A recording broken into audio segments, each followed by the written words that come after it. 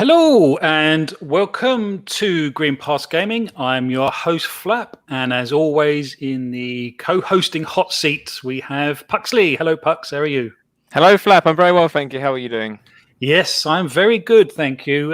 It's been a bit of a roller coaster week, this one, hasn't it? So, Yes, yeah, lots to talk about. When I first, when I sit down and try and come up with the topics, I normally come up with two or three and sort of bounce ideas off people and stuff. But this week it was such a gargantuan sort of amount of news. It's like, where do you even begin to pick out sort of, certain aspects of it? So I thought, you know what, sorry, I'm just going to do one huge topic and we'll just try and cover everything that we can with basically the flavor of sort of what next generation is going to look like. Now we know that's kind of what Microsoft have revealed this week, so we can play a little bit of speculation on this one. So I quite like that; it's a lot of fun. So, okay, so joining us tonight, it's our first five-member panel tonight. So I'm really excited for that, and I'm really delighted to introduce my next guest. He has accepted our invite for him to be a permanent panel member. Really, really grateful. I know everyone loves him to bits. So welcome to the show, VJ. How are you doing, mate? Yeah, I'm good. Thank you so much for having me on again. And no problem. Yeah, no, I'm really looking forward to the show, actually. Yes. And yeah, good to go. Let's get our teeth into this one. Okay, well, we've got two other panel members tonight, both brand new to the show. So without any further ado, I would like to welcome to the show Zemi Games. How the devil are you, sir? I am doing absolutely wonderful, man. Thank you so much for inviting me. Cannot wait to dive in and talk about this huge topic, man. That's not a problem. Yes, really excited to have you here. When I knew we were going to get this panel together, I've been excited ever since. So that brings us on to our last panel member, but by no means least, please introduce and welcome the Indie Gamer. Welcome to the show, mate. Thank you very much, my friend. It is an honor to be on with you guys. Been enjoying what you've been doing on your channel so far, picking up some serious pace you are already, which is awesome to see. But yeah, just super excited to get the invite from you today. I'm loving what you guys are doing and looking forward to chatting some games with you all tonight. All great people on the show we've got here, so I'm really looking forward to it. Thanks again. It's awesome to have you here, mate. Thank you for being here. And yeah, like you say, we've been growing exponentially quite a lot lately. We're up to 150 subs today, which compared to some isn't. Well, it's an absolute drop in the ocean compared to some, but for us, it's a massive deal. And really, it's the velocity, though, isn't it? The speed you're picking up that pace. You haven't been going for long, so you're doing fantastic work. I think it's about our 6th or 7th week, isn't it, Pux? So this is the 7th, I believe. Yeah, 7th week. So yeah. So well, I tend to just do a quick round of what we've been up to this week. So I know for a fact Pux and I have been playing Forza Horizon 4. The way I know that is because we were playing it nearly all day yesterday. And we were making a video that wasn't going well at first, but we're really excited to try and get this video edited up on our site. But we also played a little bit of Fall Guys, didn't we? Yeah, we've done did a bit of that, didn't we? And then almost won one, which was annoying. If you haven't checked out that video, I think it is up now, isn't it? So yeah, we posted it on the channel, and I've obviously been playing this for a little bit. Anything else, Pux? What else have you been up to? I was playing some Call of Duty Modern Warfare earlier today, getting annoyed at that as I always do. And I just jumped into some more Forza, really. Oh, okay. You're getting ready for Cold War, are you? Get some practice in. Well, yeah, we'll see. Keep your eye in. Cool. Zemi, what have you been up to, mate? What's been on the menu this week? Man, I have been playing a ridiculous amount of Crusader Kings 3 on PC. It just hit Game Pass for PC. I think like the 1st of September, and I've pretty much been playing that game nonstop. And then I also picked up Kingdoms of Amalur Re-Reckoning, and I've started playing that yesterday on stream, and I'm probably going to keep playing that until I beat it. That's pretty cool. Is that an RTS type game? Which one? Crusader Kings? Yeah. It is. It's actually a grand strategy game. So it's yeah. So it's in some ways it's similar to an RTS, but in a lot of ways it's different. Okay, well I've not put any time into that, so yeah, that would be interesting because I've only really recently got myself a gaming PC. So to have Game Pass and all of this other whole world open up to me, because I was already on Game Pass Ultimate, was absolutely amazing. So there's all of these other games that I've not been able to play yet. So no, that's cool. VJ, sorry, VJ, what have you been up to, mate? What's on the menu for you? Family TV is being used for the US Open for the last couple of weeks. So Super Mario 3D came out, All Star was announced, I was just finishing up Luigi's Mansion and I jumped back into Mario Odyssey. Excellent. Yeah, you mentioned that last week, actually. Yeah, the Switch is getting quite a lot of use at the moment, is it? Yeah, I just, it's just such a versatile system and just got such a variety of games. And I'm always been a Nintendo fan as well as for all systems really. But yeah, pretty good. Well, you won't get any arguments out of Puxley. He's a bit of a Nintendo head. And of course, indie. What have you been up to, mate? What have you been smashing out the indie games?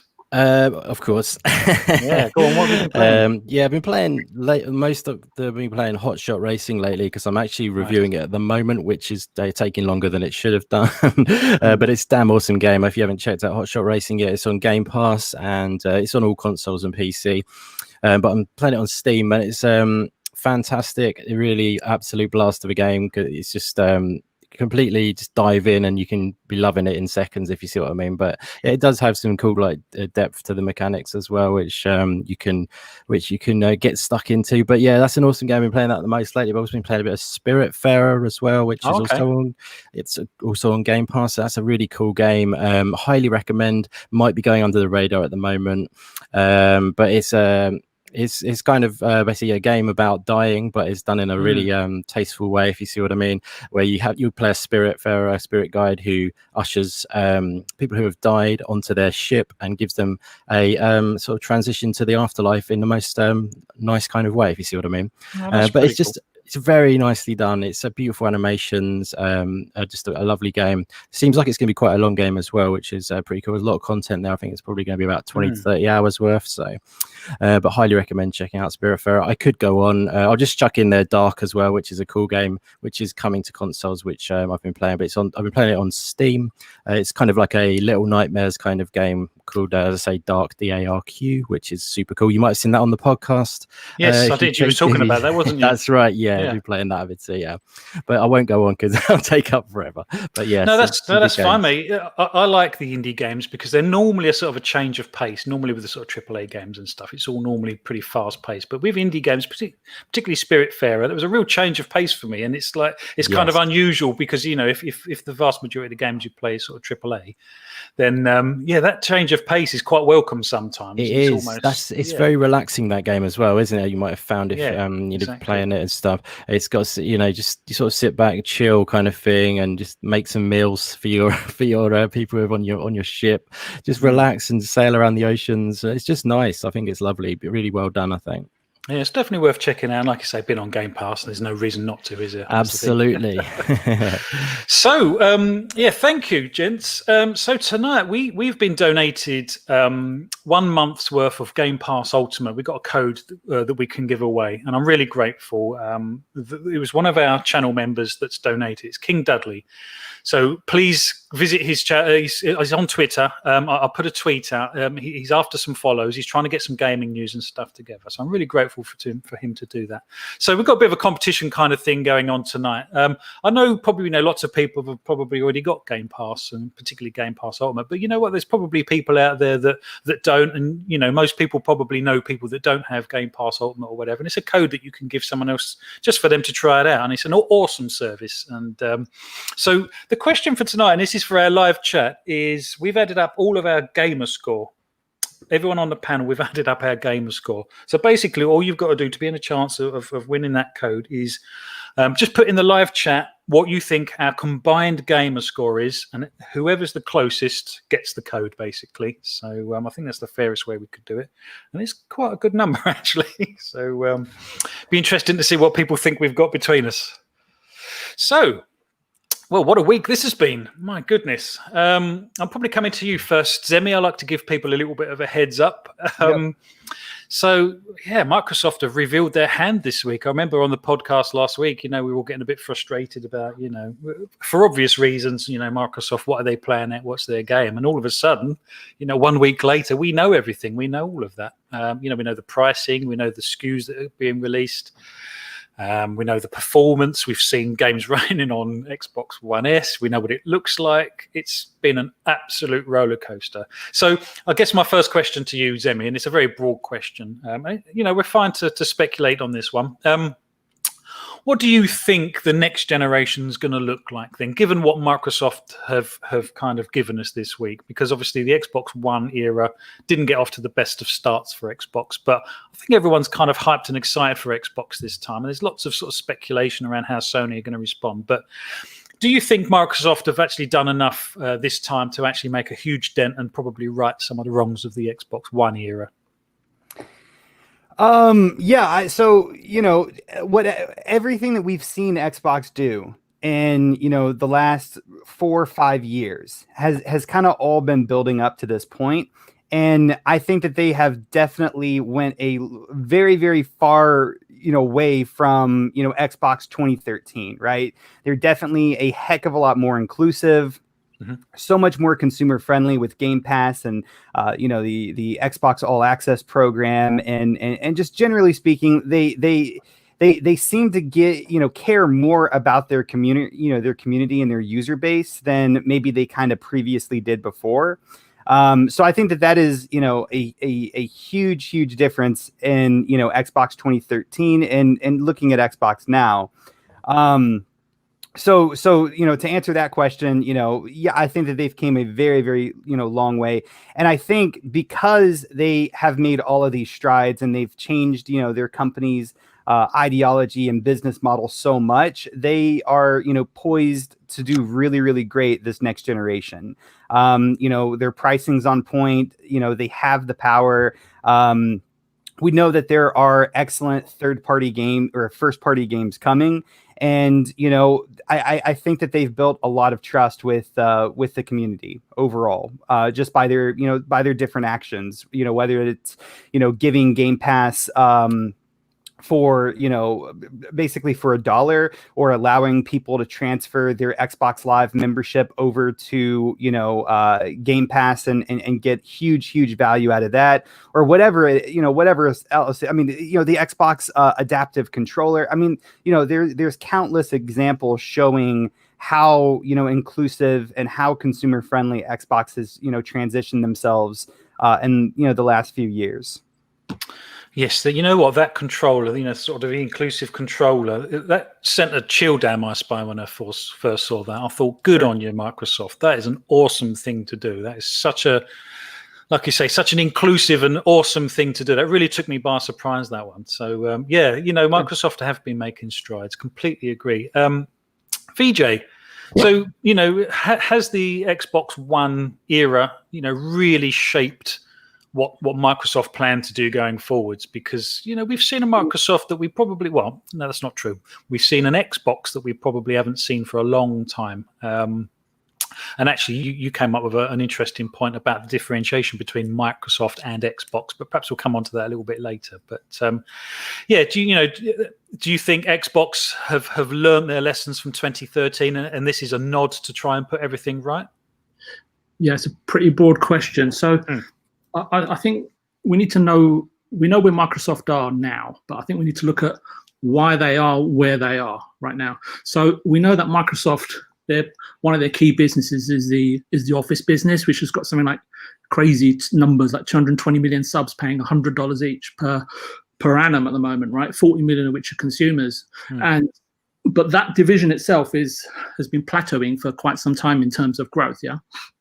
So I think the Microsoft Corporation wanted the Xbox division, whether you call it a blessing or not, that's just down to your perspective, to assimilate basically the business model that they've got as closely as possible. And that's basically to sort of provide essential software via subscription, right? So this is where Game Pass comes in. So, but what are the key things behind all of that? It's to make Game Pass available on all devices, which Zemi's just covered off. Do away with physical media, which they're doing already. In places like Japan, I think already there is no distributor for games and there is no retail facings. Everything's already gone digital. So that should give you a heads up of what's going to happen. So do away with physical media, in turn, that reduces sort of all the logistical and the sales and the marketing. Well, not the marketing, because Zemi will pipe up otherwise. Reduce the logistical and sales infrastructure and basically knock back, and this is the big one, because people don't realize, right, is all the sales rep and retailer margins. But most importantly, what this model does for Microsoft going forward compared to the other two is predictable revenues and profits, right? It's much easier to predict. So with the goals identified, and I think Microsoft have kind of Xbox team, I would say, has kind of benefited from it, right? They are sort of needing to get back in the game, so employing, but the way they're doing it is employing all the successful tactics I've just outlined, right, from another division. So they have been in a, let's say, not in a great situation since 2013, but so I think what they're doing right now is out of adversity, but also they've got really no choice but to disrupt the how can I put it, the status quo, and radicalize the industry, especially since they've been, you know, a distant third for quite some time. But adding services like EA Play, which was obviously, you know, a nice surprise last week, to Game Pass at no additional cost for the moment. It's what's leaving like most gamers starstruck from, you know, taking a step back and sort of looking in, right? So, and then you've got xCloud and Game Pass with EA Play, and that's going to also become free to sample via mobile devices and network providers. And we're already seeing that strategy being tested and deployed in South Korea. And I think that's like a test bed for them. And what this will do is entice like a whole new demographic of gamers to purchase an Xbox Series S, or at the very least lure them into sort of becoming a mobile device Game Pass subscriber, so to speak. And I don't want to go into this next bit too much, but ID Xbox is another major initiative, which I think, and I've been sort of speaking to Indie Gamer quite a bit and learning from him, you know, exactly what's going on there. But that's what that is for me, has been doing, is driving the like a sort of ever increasing quality of indie games, making them available to play via Game Pass day one, or via digital purchase only if you want to own it. And for me, some of these games, they're kind of like almost perfect for like a mobile device as well. Right? I'm not saying that's all Microsoft do, because there's obviously a wide range of genres and types of games on there. So what you've got from Microsoft is like a very wide and broad strategic plan with multiple entry points, systems, and avenues to market for themselves, right? And for the people that want to join that ecosystem. Xbox are now. Do the others have those kind of resources? I'm not sure, but Xbox definitely have the right to achieve like some modicum of success. Whether it goes absolutely ballistic and everybody else has to change the way that they operate their businesses, that's yet to be seen, right? And so, but my only issue with Microsoft, from where I'm sitting right now, is their ability to truly create. And that's probably a deeper conversation. But the business strategy, it kind of sounds to me, is like very similar to their Xbox system, as being very wide, right, in terms of its bandwidth, and pushing through all the barriers, right, in terms of brute force. But to really kind of answer your question, where does Microsoft sit and how this is going to change gaming going forward, we definitely need to sort of discuss where Sony and Nintendo sit, right, because they've got very different strategies, and but that would help to sort of lay the land, you know, going forward. But obviously, yeah. Then that's a good point. So you know, and that's, to be honest, that's exactly where I would kind of like this topic to go, because I think we do need to put Sony and Nintendo under the microscope, just to see how, like we said, you know, the landscape's going to look. And obviously, you know, Nintendo and Sony are a huge part of that landscape. And I thought we'd start with Microsoft, really. And I know we know a lot of information about Microsoft at the moment, but you've raised some very good points, actually. And I like those points, because I always thought that, you know, with this generation, Microsoft were going to go on the attack and try and get back those 360 players that they lost at the beginning of the current generation, and try and go and get those back. But you're absolutely right; they've actually broadened that out so much more. And then, like you say, they're going for a mobile market, and they're going for all kinds of different sort of gamers. So I'm going to come to the indie gamer next, if that's all right, mate. Yeah. The Series S, I think it's surprised all of us. So first off, give us your take on the Series S. But secondly, is this an indie gamer's dream? Because, you know, obviously the price, like VJ said, idea Xbox, Game Pass, you know, if you're only really into indie games, and to be fair, do they maximize, you know, 4K 60 on every title? Not really. So do you actually need a 4K 60 box, I guess? What do you think? No, well, yeah, I can see where you're going with that for sure. I mean, that does make a lot of sense. I mean, the other thing, though, I feel that I feel we will see a lot of indie games being pushed in the next gen. I feel that what an indie game looks like will be pushed further in people's preconceptions of what they might think. In what way? Visually, if you take a look at Bright Memory Infinite, for example, the other few saw that game. It was in the Xbox. Can't remember which showcase they had that in, but May one, I believe. Yeah. So, for example, that was at the time being made by one guy, and the look of it was a lot of people thought that was the best of the show. So, and I think he's got a few other people helping him out now, but because of the hype that's maybe built up around it, they've got some attention and some dosh come maybe floating out of the out of the clouds. If you know what I mean. But that's awesome to see, though. And I think it's going to be pushed in a lot of ways. Like there's going to be capabilities that be pushed, and but I do get where you're coming from as well. On the other hand, so you don't have to have the most beast of a box. You don't have to have the Series X to deliver, but then a lot of gamers who play indie games especially are PC gamers, and they probably have beast PCs and still play indie games, but obviously they can play other games as well. But it's in regards to how it's going to develop. I think VJ was on point as usual with a lot of his points, saying about the diversity of the games that Microsoft and Xbox are focusing on their or not focusing on. They're broadly opening themselves up to pretty much everything. With indie games going straight into Game Pass day one, I always think that's fantastic. They're populating the Game Pass library with a broad mix of games, and like you alluded to as well, with xCloud and stuff like that, people will be able to play games. They'll be able to play all kinds of games, Halo and everything on the go, but they'll some of these games which are smaller indies might fit nicely onto that kind of setup even better, if you see what I mean.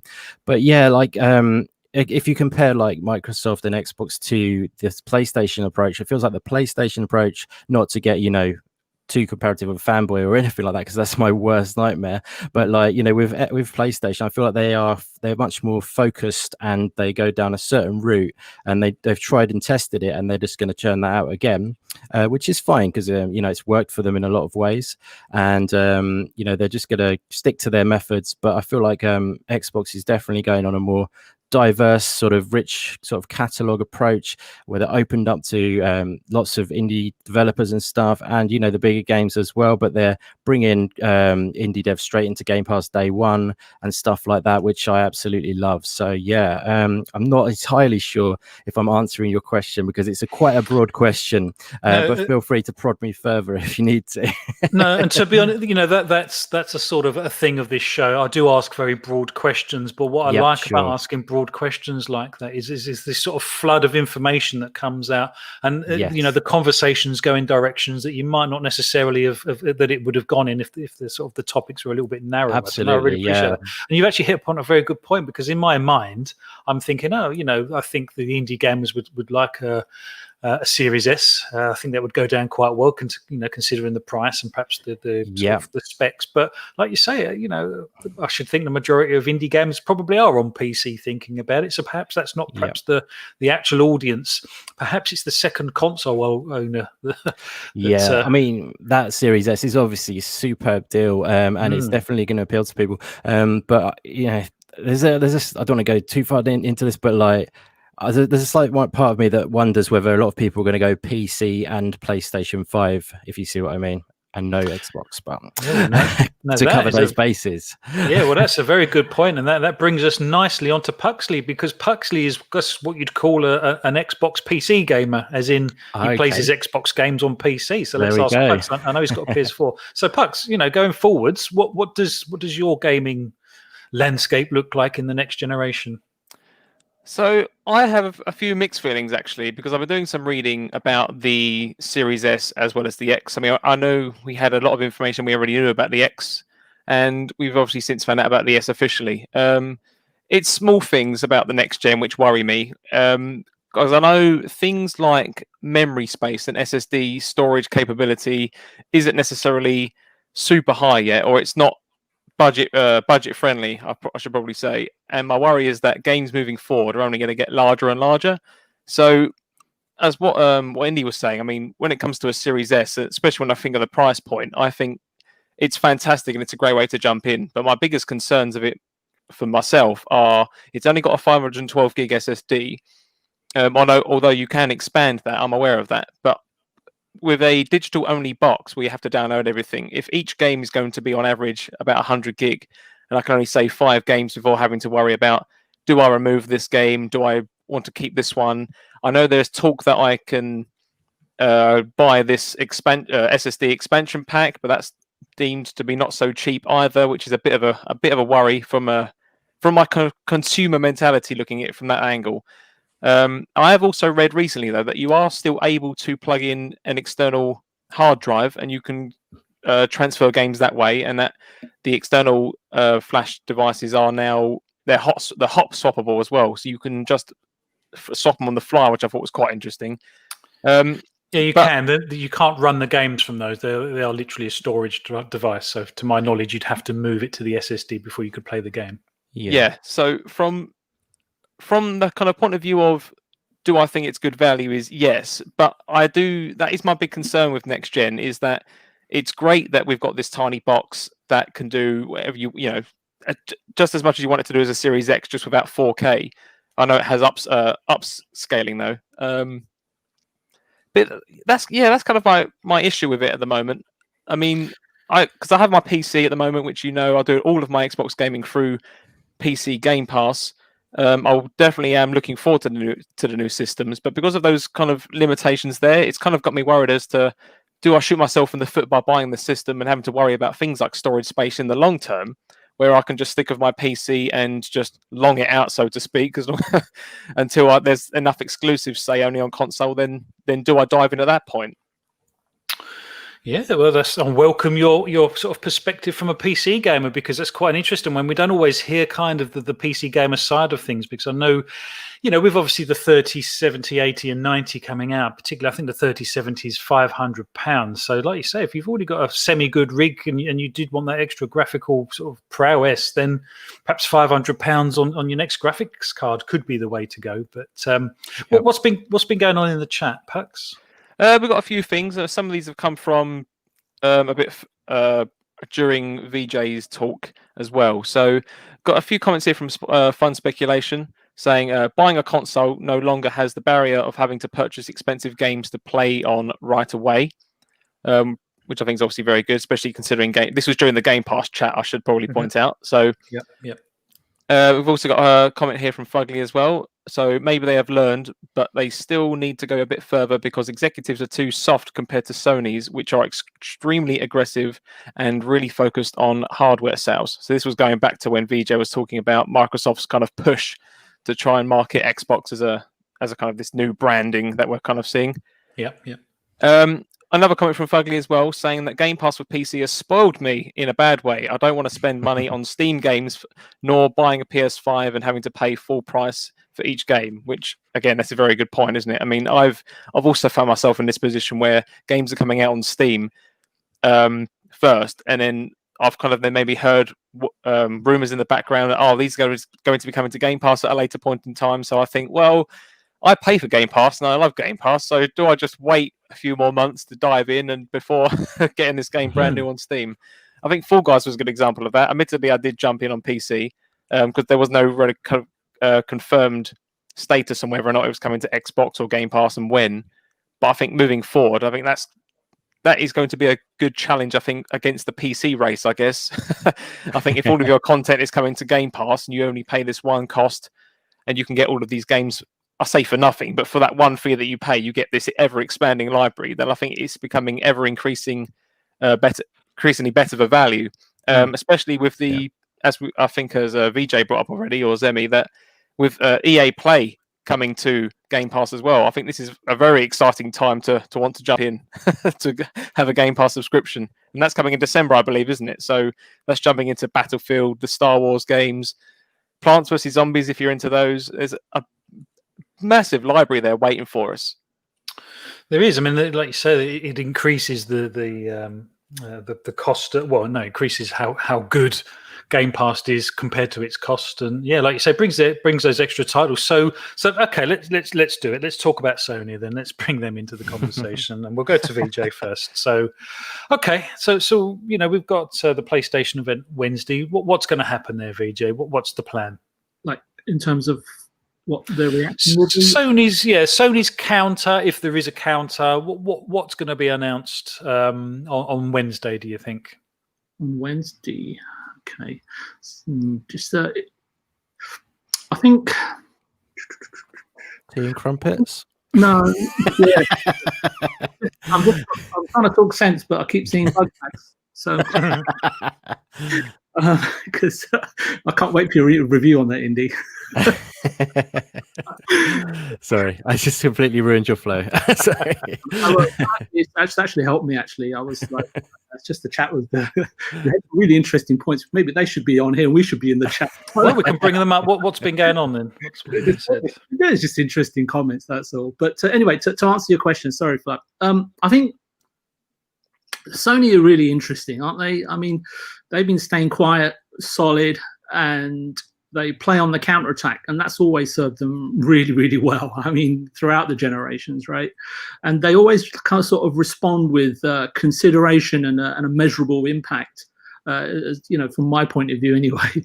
So you would suggest that Sony have a business plan and a go-to-market strategy, and making amendments and adjustments, sure, they may do that, but by and large stick to the business plan. Of course it remains agile, and hence that's why we're seeing the reveal date coming out on yesterday, I think you're right, for next Wednesday. So my thoughts on that in itself, because I released like a short video and then there was a blog post, and whatever I'm going to say here is complete conjecture, right? It's hypothetical, right? But something kind of badgered me from the Sony blog post from yesterday, and it was something along the lines of I can't remember what it was. You can call me over curious or whatever. Okay. From my perspective, Sony are always very careful in terms of how they curate the language in their blogs and their PR material. So I was looking yesterday and saying, well, why would you render a statement to say that one more look at some of the great games coming at launch and beyond? Especially since we're all assuming, right, it's 2 months from the presumed launch, unless it isn't. So I appreciate the fact that one more look doesn't technically mean a final look, but it was enough to send me down sort of speculation. Okay. Right. So from my point of view, both companies would surely be planning to remain in the public eye consistently up until launch, right? There's no other reason why they've been so quiet, right? They've been lining everything up. And if for nothing else, but to remain in the public view, right, to retain mindshare. So Xbox next big event is on the 22nd, I guess we could say, right, when the pre-orders go live, not soon after that Sony event. Maybe Sony plan to launch earlier than November. Do Sony pre-orders go live this very Wednesday or coming Friday maybe? I mean, if I was Sony, I was looking to dampen the hype around Xbox. That's what I would do, right? I mean, I'm not saying they're in a position to do so, but it just that blog got me thinking, right? Whether it's right or wrong, I have no idea. But all in all, everything that I've seen so far up into this year, and we can go into that, and I'm sure I know there's other topics going to cover this, but Sony seem ready to go. To get back to sort of really answering your question, I see two very different value and gaming propositions, and the early adopters are in the tens of millions, and the games are what are going to set the propositions apart. And if I'm Sony, if I'm ready to show God of War or Horizon Zero Dawn and part of like what's coming beyond, and even Spider-Man or anything that shows that upcoming games from Sony, and in terms of what they will look like in the future compared to, say, I don't know, something like Assassin's Creed, and making that look like current gen with bells and whistles, I think we've got a real game on.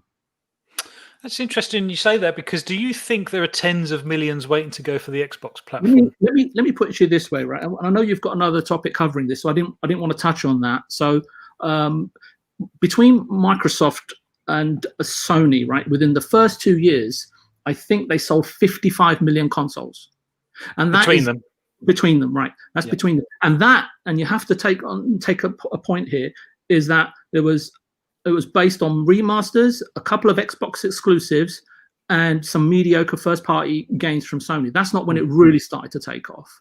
right?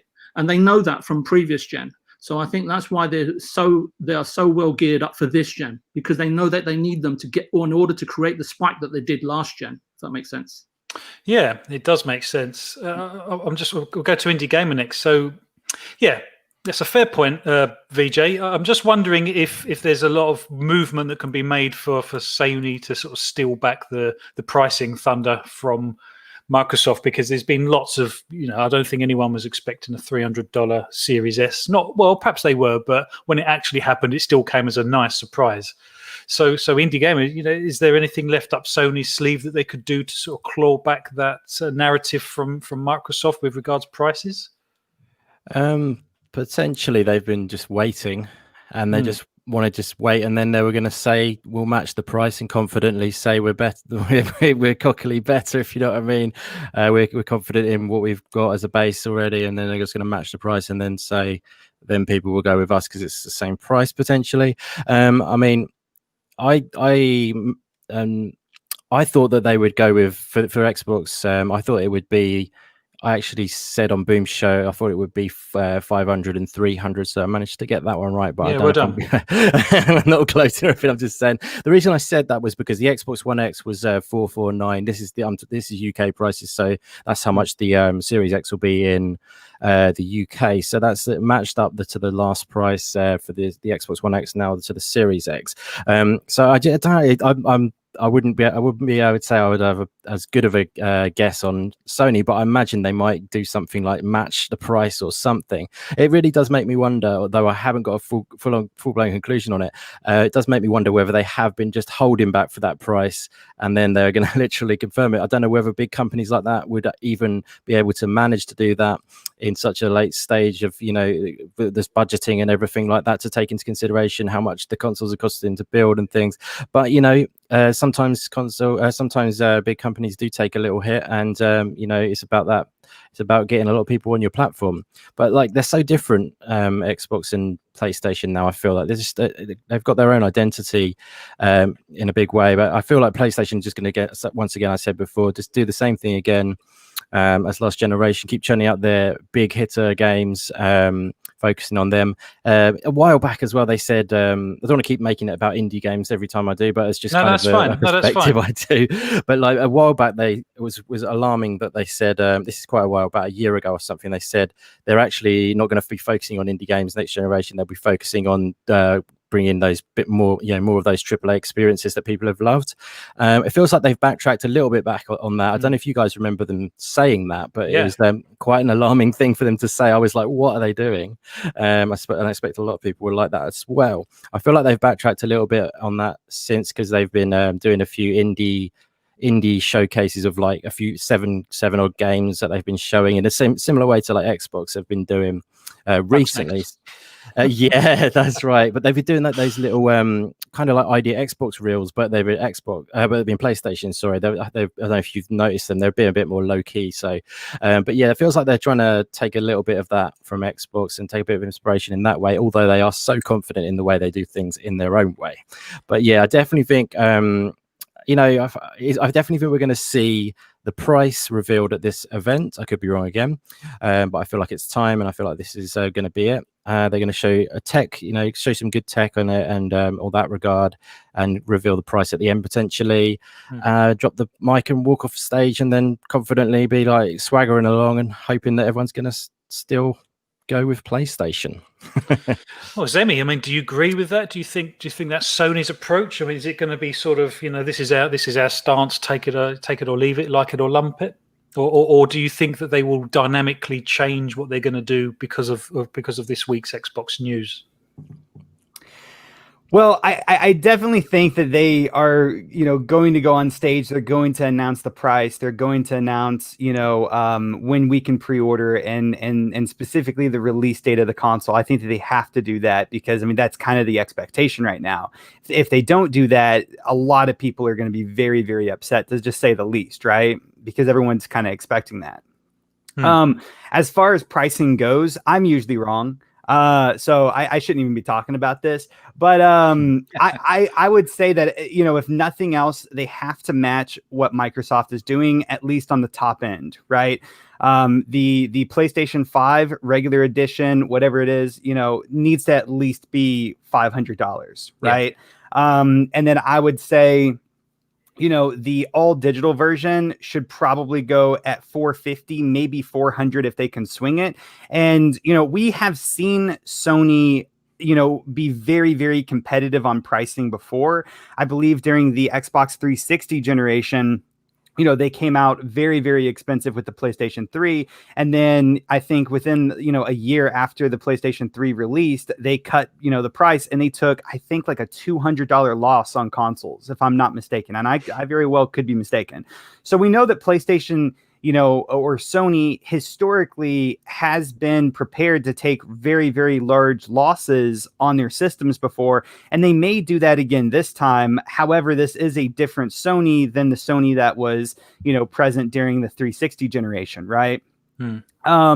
So I think bare minimum, they need to match price, but what they also need to do is they need to show consumers why it's best to invest in Sony this holiday, right? Sell them hope, which they're so good at, right? Show us a teaser for for the next God of War if you have it. Show us a teaser for the next Uncharted if you have it. Show us what games that, we can only get on the PlayStation platform. And I think that is, specifically what they have to do, this event, to really capture their fan base and to capture their, their audience and all of those, PlayStation consumers, those Xbox 360 generation people who went over to PlayStation this generation, that might be thinking, possibly going back to Xbox, or maybe just buying an Xbox first or whatever it may be. I think, they need to really, really instill into them why PlayStation is the better, console to go with, why there's better,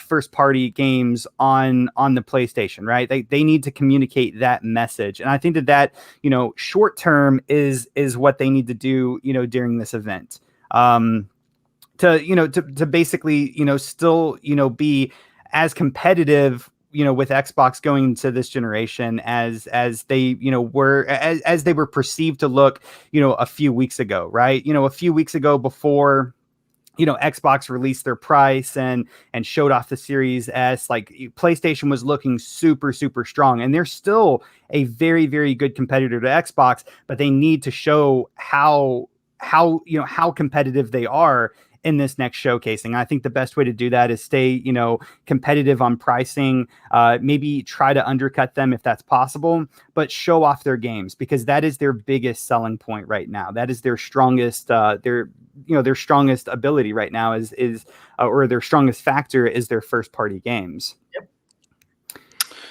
Yeah, they are. And that's been the narrative for this whole generation. And I think Sony quite like that because they're very comfortable with the games and the IPs that they have. And they've got a lot of confidence, and they've got a lot of followers and supporters because of those IPs.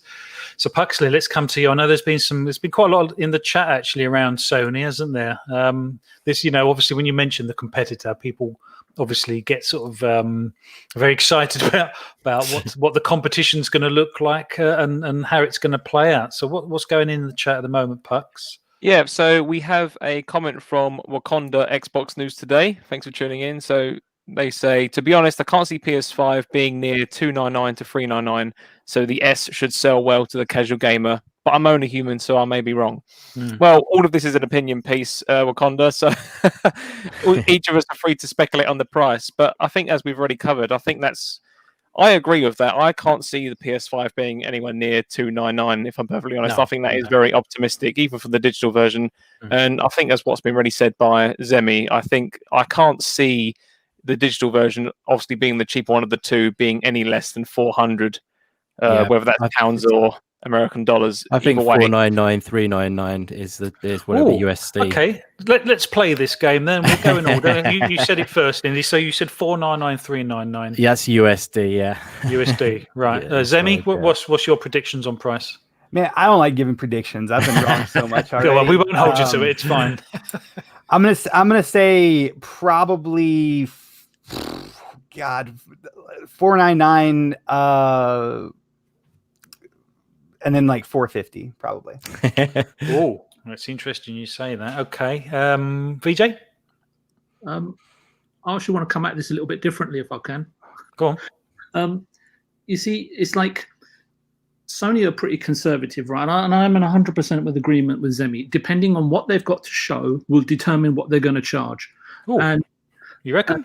Yeah, I think so, because Xbox proposition is really good, right? Even if you don't like Xbox, it's a fantastic proposition, and you don't have to shell out $500 on day one, right? Yeah. So not only can you go and buy it on subscription, that leaves a ton of money in your pocket, and as a consumer, you're enticed. You know what? I can pick up a couple of accessories here. I can pick up a memory card. I can pick up a few games here, and that's additional profit and revenue for Microsoft. They're not silly. That this has all been planned out, right? We could spend days talking about it, right? Which they've actually spent years on developing. But the price points for Sony, I think that they have to be $499. Now, is $449 a good enough price for you to discard? And if you're a Sony guy, right, and you're upgrading, is it enough to discard your physical games and go and buy the digital version? We're talking US dollars, yeah? US dollars, whichever currency, right? Is £50, $50 enough? Yeah. For me personally, it isn't. It has to be 100. We all know that Sony are making an additional $8 to $10, sorry, $10 on third-party digital games that they sell through their network, right? Digital network.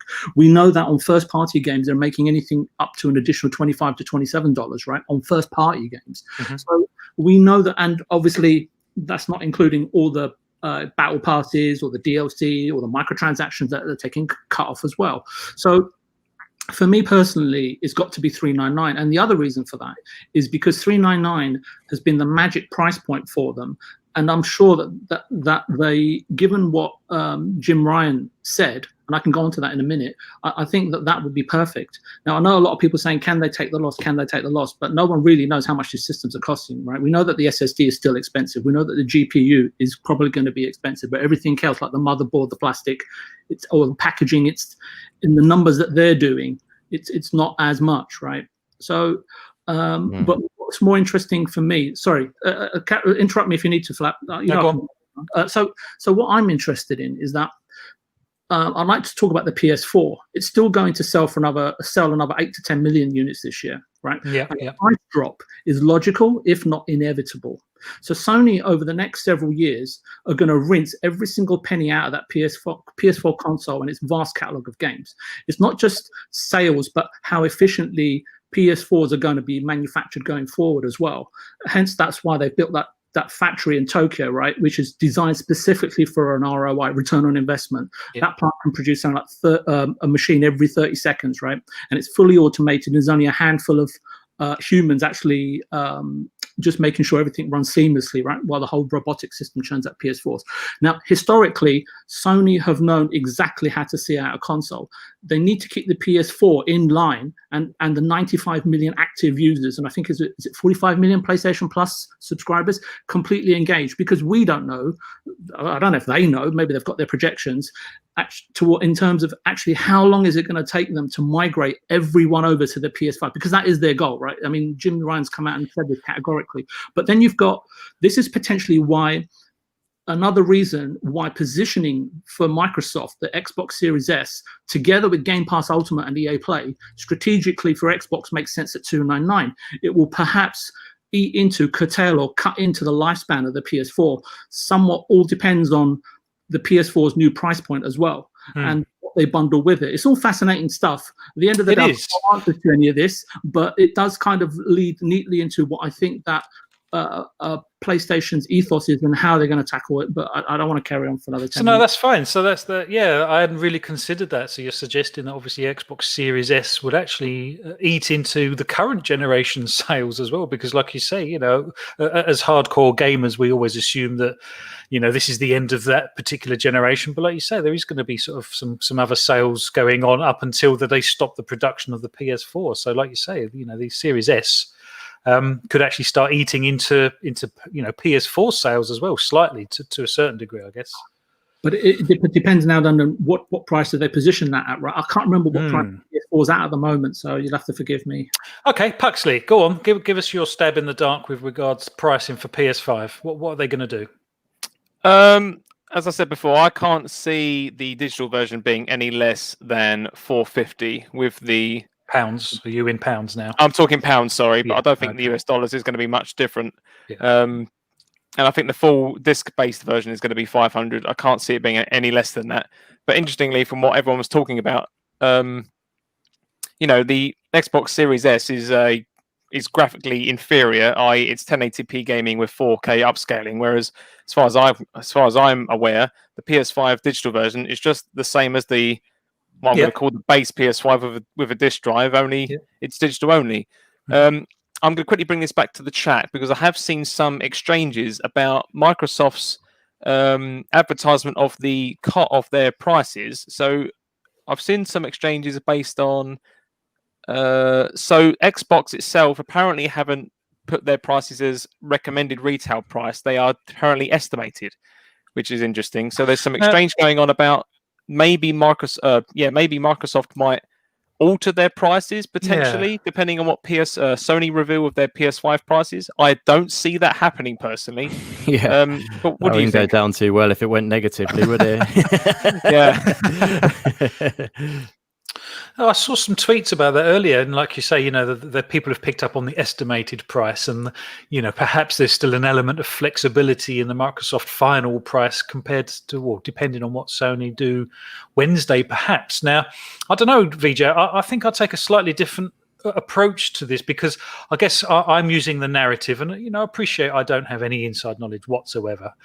But the SSD and the cost of the PS5 has always been a sort of a cause for conversation, shall we say, not necessarily concern, but it's always been on people's minds the actual cost to build this thing, purely because of the SSD and how fast it is and how cheap that probably isn't. I tweeted earlier actually. I'm wondering, and I know me and you already had this sort of conversation, VJ, but we were sort of saying that Sony, they're not stupid. Let's face it, they're not stupid. They would have had every scenario that they could kind of predict already laid out in front of them on the table with regards pricing for S, whether it exists. I'm sure Sony kind of knew it existed, and the X. And then basically, depending on each scenario, Sony have a response to that. And perhaps the response is do nothing, as in we'll carry on with our pricing as we'd already planned it. Or, my God, I don't know how Microsoft have done that. We need to really sort of rethink our pricing strategy. Now, I think personally, and this is, like I say, it's my personal thing, I think Sony will turn their back on Series S. I don't think that they are even going to, bother trying to compete with that to a certain degree. They will push the power narrative for their particular box, saying, it's more powerful than the S. So there's obviously going to be a price difference. But I also think that Sony's box is possibly more expensive than the Series X, or can probably afford to take a loss less than Microsoft to a certain degree. So my prediction is I think the digital version will cost the same as the Series X, as in $500 US.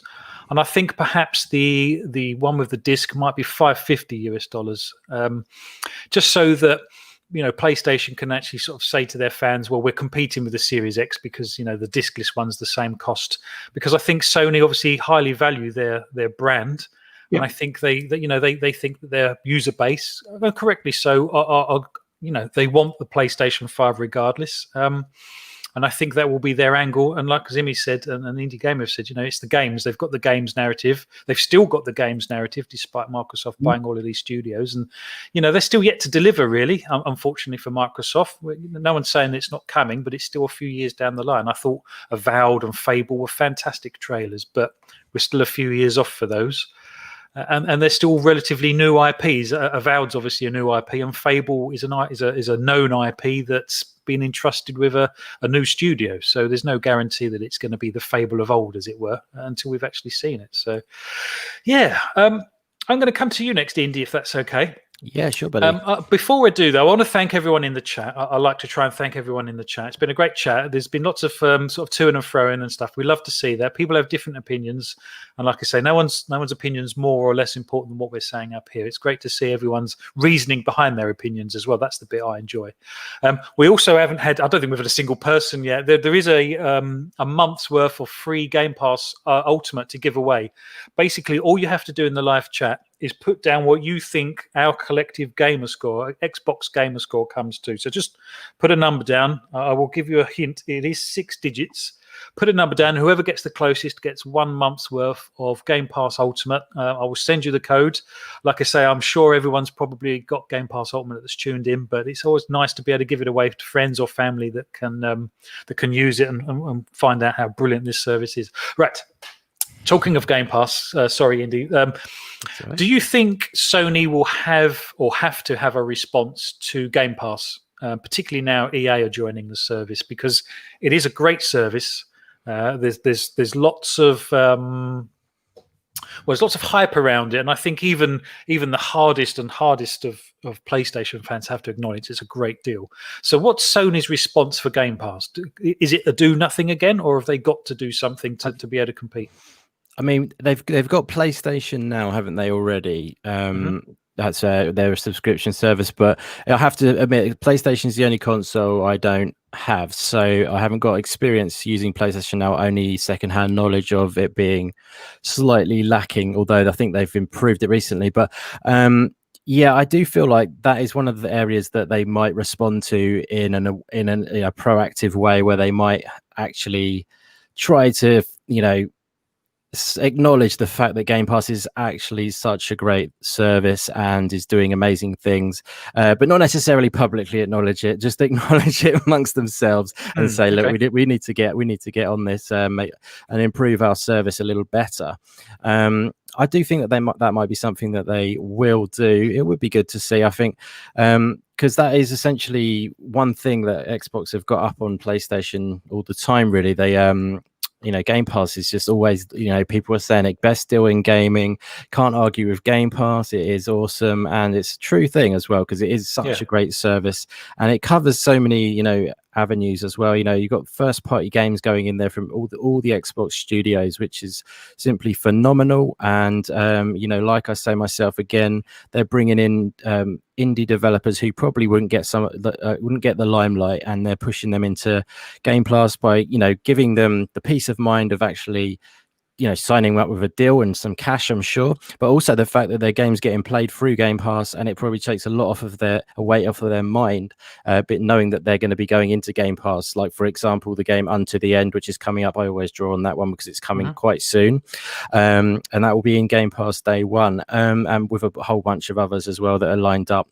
So I mean, I think PlayStation would do them well to sort of improve PlayStation Now. I'm sort of being a bit fraudulent by speaking about PlayStation Now, as I actually haven't tried the service, but I've heard a lot about it being slightly lacking in ways. But it's definitely something that they should look at, in my opinion, because they don't offer first party games in their day one like Xbox do, so that's one thing I know for sure.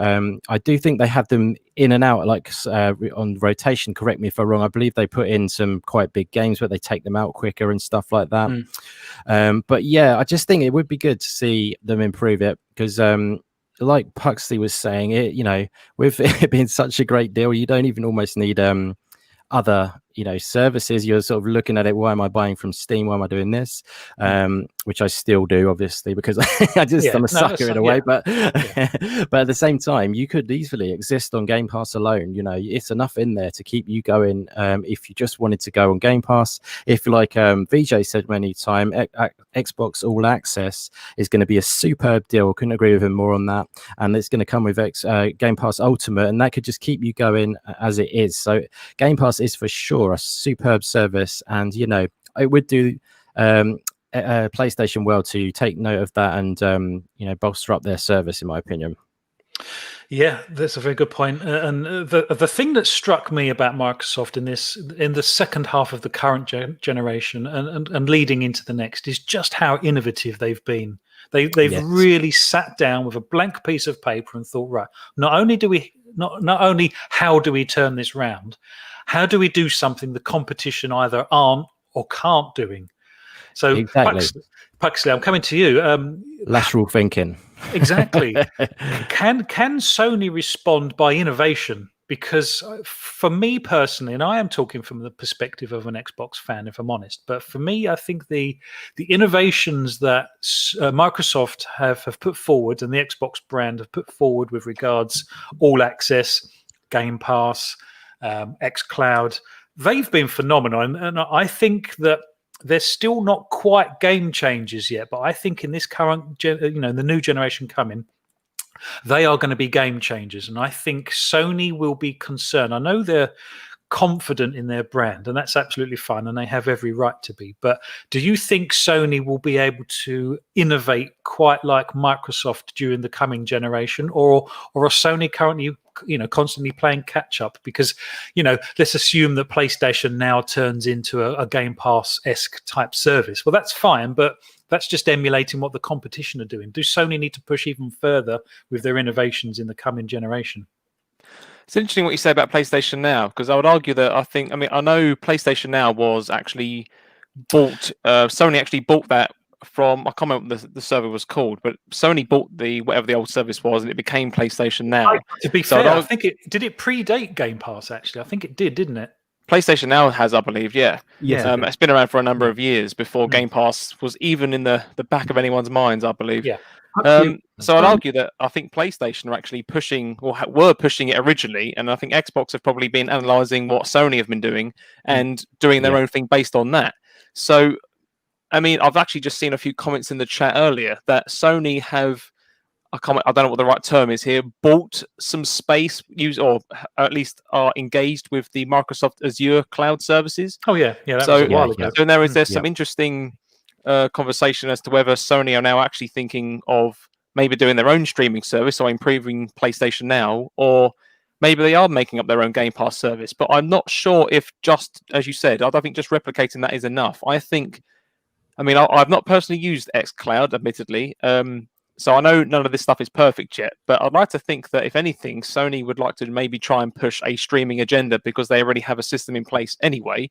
I have personally tried PlayStation Now with PS3 titles. Me too. And I actually found it worked quite well. There were a few issues with it, but then I don't think this system is necessarily completely up to date. But I'd like to think moving into the PS5 generation that actually Sony could actually severely improve this by using the Azure services. And do I think they should have a Game Pass alternative? I think probably in the long run it would do them good, but then equally, it's great for competition, right? You don't just want to have Game Pass as your only service. If you know you can get a similar footing on your PlayStation, and if you're a PlayStation fan, I think that's great for the competitive edge. But it does need to provide something extra. And I know there's been a lot of people in the Sony community which have been really wanting backwards compatibility all the way back to PlayStation 1. So maybe that is where Sony could leverage some of their history, I suppose, to, should they put all of those titles on their streaming service and then put it out for the same price as Game Pass? And then therefore would a load of people jump to PlayStation because not only because they want to jump into PS5, but they know that they can stream all of the old stuff which they would have loved or maybe they missed back in the day.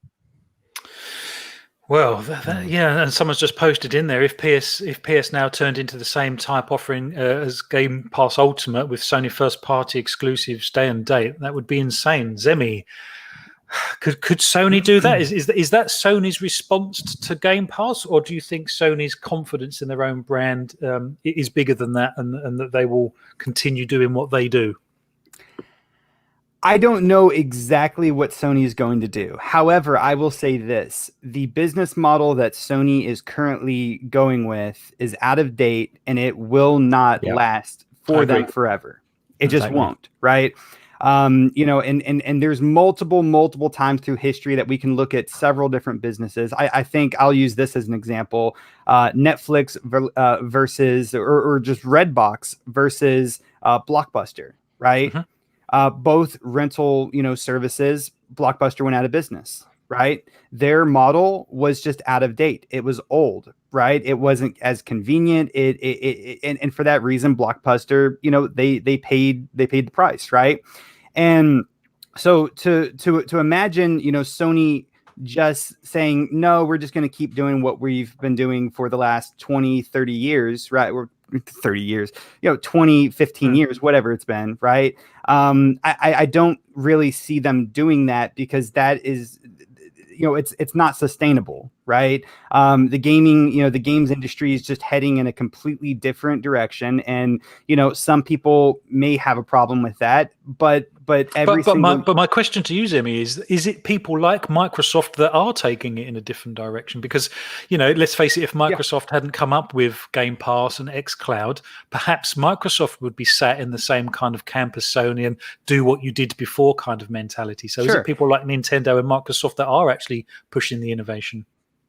I would say Microsoft more than necessarily Nintendo, but Nintendo is actually, I would say, in a better position than Sony is. I mean, ultimately, like, what we have to look at here is, Microsoft is going after all the marbles, and Sony's only going for 25% of the marbles, right? Okay. And what I mean by that is the games industry, the total revenue that comes from the games industry from all consoles is 25% of the total revenue of the games industry. 50% of the total revenue of the industry, of the games industry, is mobile gaming, right? The other 25% makes up PC gaming, right? Microsoft is going for PC with Game Pass for PC. They're going for consoles with their new lineup of next-gen consoles, and they're going for mobile with xCloud. What is Sony doing? They're sticking with consoles primarily, but they are somewhat pushing into the PC market, which I think is a great example of their willingness to change their business model, right? So because of that reason, because Microsoft is going for all the marbles, right? They're going after all the segments in the games industry. That kind of pushes Sony to have to do the same thing. Does that make sense? No, it does. It does make sense. So basically, I can't necessarily say what Sony's going to do, but it's in it's in their best interest to do very similar to what Microsoft is doing, create a better game streaming service. Now, does that mean that they have to put first party games in there? That doesn't necessarily mean that, right? For instance, Sony can do things differently than how Microsoft is doing it, but still stay competitive and still stay with the times, right? Okay. Like there's not, there's everything that Microsoft is doing isn't 100% the best way to do everything. Sony, can, branch out and they can come up with new, better, inclusive ways to welcome mobile gaming, the mobile gaming segment, to PlayStation, right? For instance, they could make their own console and price it competitively, cheaper than smartphones. For instance, that might be an example of where Sony could head. But I think that it is critical for Sony to change with the times. I think it is critical for them to branch out into those other markets, which we have seen them do with releasing certain first party games to PC. Right, we have seen them here recently do that. Which again, I think is that follow the leader, because they weren't the first to do that, were they? Are they just following Microsoft's lead on that? Well, sure, but look at it like this, right? Microsoft wasn't the first one to decide to stream games, right? Sony was actually the first console that decided to stream games. But look, Microsoft took that idea, they innovated on it, and they made it even better. And that's what we call xCloud, right? Yeah. So Sony could do the same exact thing. I don't know how they would do it. If I knew how they do it, I would be making a lot more money and I'd be working for Sony, right? But Sony, they can do it. Right. There is that possibility. And that's what I'm talking about. Like, I'm not necessarily saying that they have to adopt, the same Game Pass model because they don't. Right. They could come up with a different model that works for them just as good. But their biggest, the biggest restraint that they currently have is capital. They do not have as much capital as Microsoft. They don't have as much, in the budget for this type of thing. Right. And so that's their biggest challenge long term, is how do they transition their company to a better, more competitive business model, similar to how Microsoft is set up with Xbox. Well, I'm going to go to VJ next, and I know he's probably got quite a lot to say on this, but let me lead you with a question, VJ, before we go in, because Microsoft, as we've said, I think they've been extremely innovative around lots of aspects of gaming in general, from, the all access to cloud gaming to Game Pass. Now, Microsoft aren't going to stop and wait for Sony to catch up. So do Sony have it within them to actually not only catch up, but overtake Microsoft? Or do you think Sony are just going to stick with their tried and tested plan of, the current generation and how they've been for the last 25 odd years, or are they going to take it in a completely different direction that Microsoft might have to emulate in the end? Where do you think Sony will go during this generation? I think all of the above, but to different degree. See, okay. What Zemi is saying, right, and what I'm ascertaining from what he's saying, right, is that, look, both companies, once you shake them both out, they're both going to be doing certain things very well, and there will come a point of convergence where their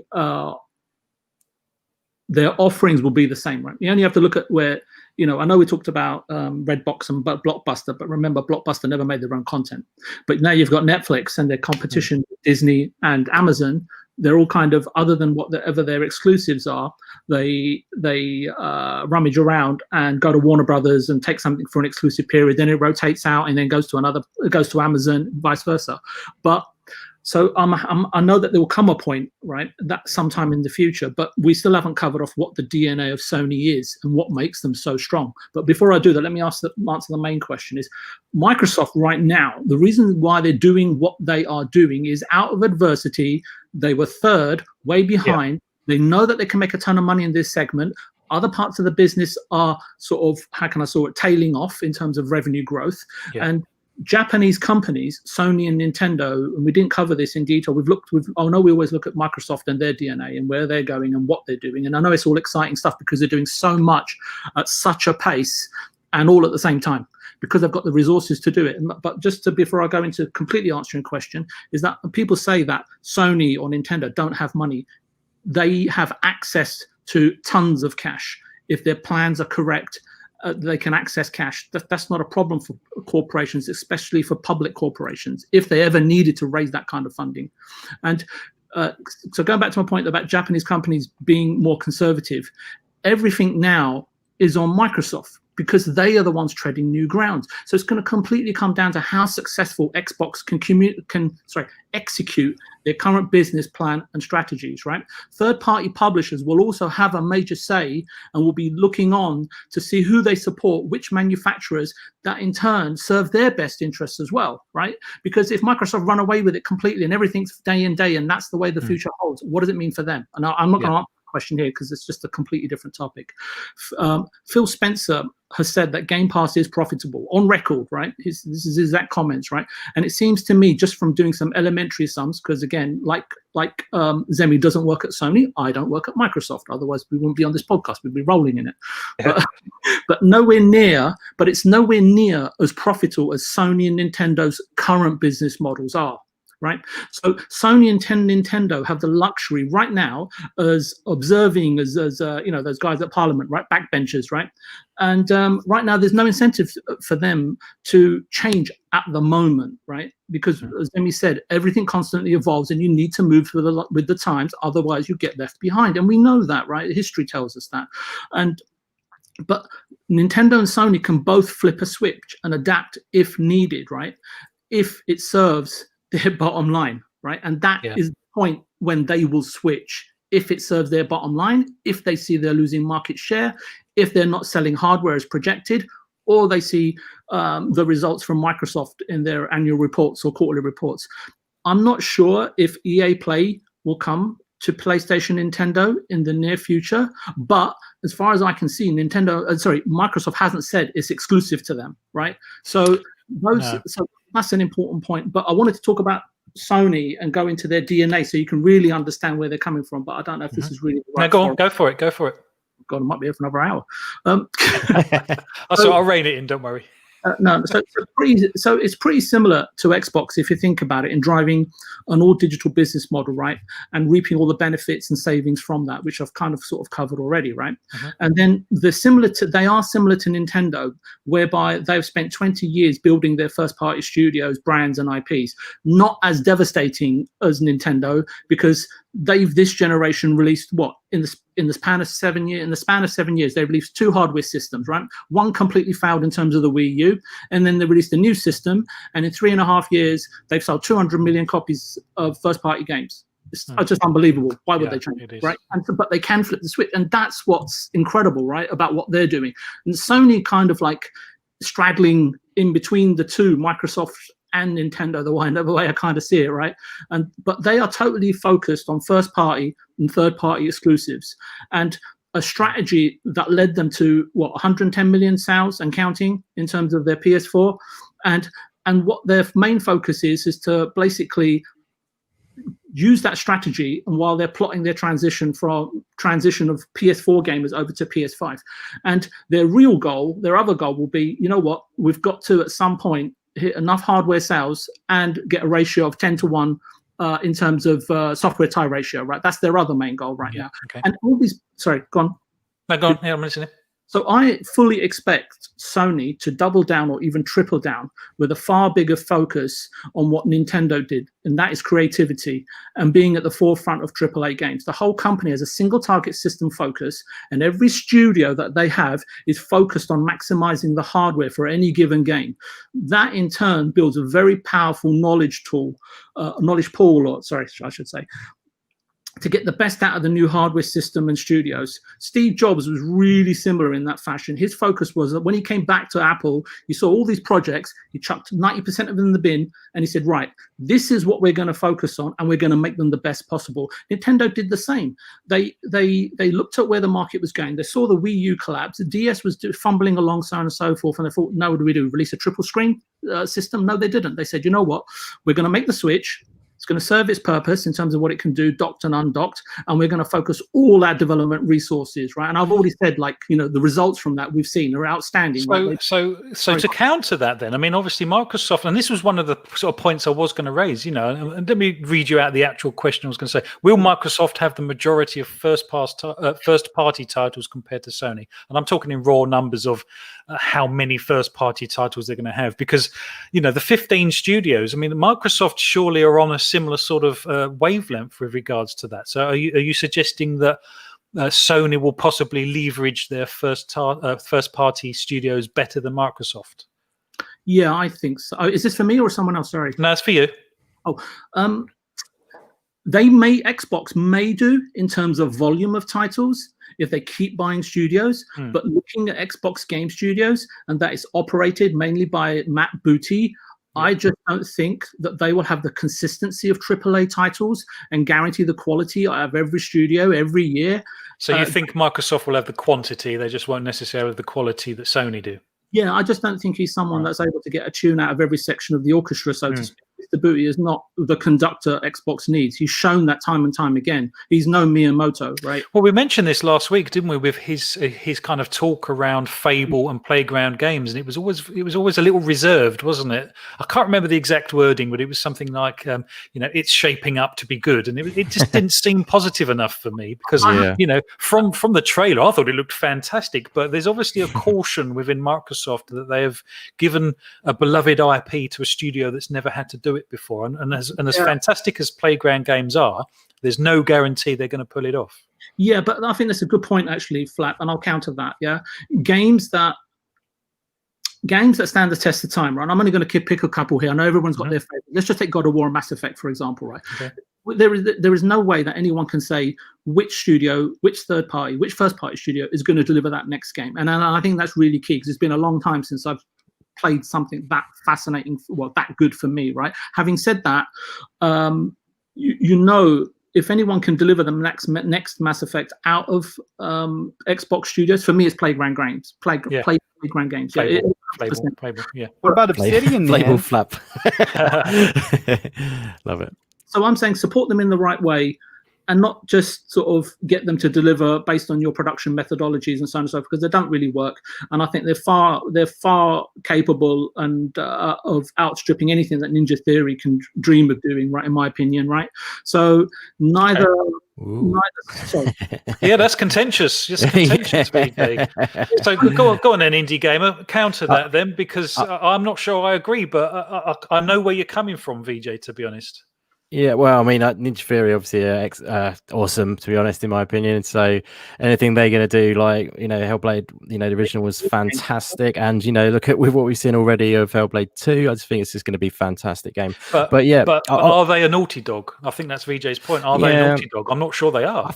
They haven't proved it yet. So that's fair enough for VJ to say that, if you see what I mean. Because, Sorry, Indy, it's not a slight against Xbox. It's just in terms of how singular the focus is from Sony in compared to how widespread and broad and the depth of what Microsoft is, because they are both targeting different audiences. I don't think it's one versus the other. No, I'm 100% with you. So when I was coming in there a second ago, I was actually more coming in to sort of just agree with you, because like I said earlier, I feel like PlayStation are really super focused on those AAA experiences, and they are like, they're going for that quality, not quantity. They're going for those really intense, like, you look at the screen and you're blown away just by the visuals. Like, I couldn't agree with that more.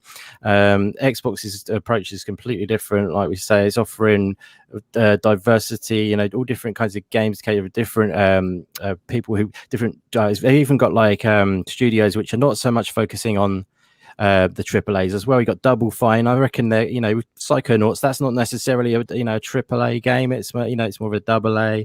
I still think that they may continue down those routes as well. Obviously, they've been given a bit of money, which makes a difference. But I still feel that they have the the spirit of, like, there's some smaller games as well who are now within Microsoft Studios. So I feel like that diversity is there within them. Obviously, they're going to have the massive games, with like the Initiative and stuff like that, and the big studios.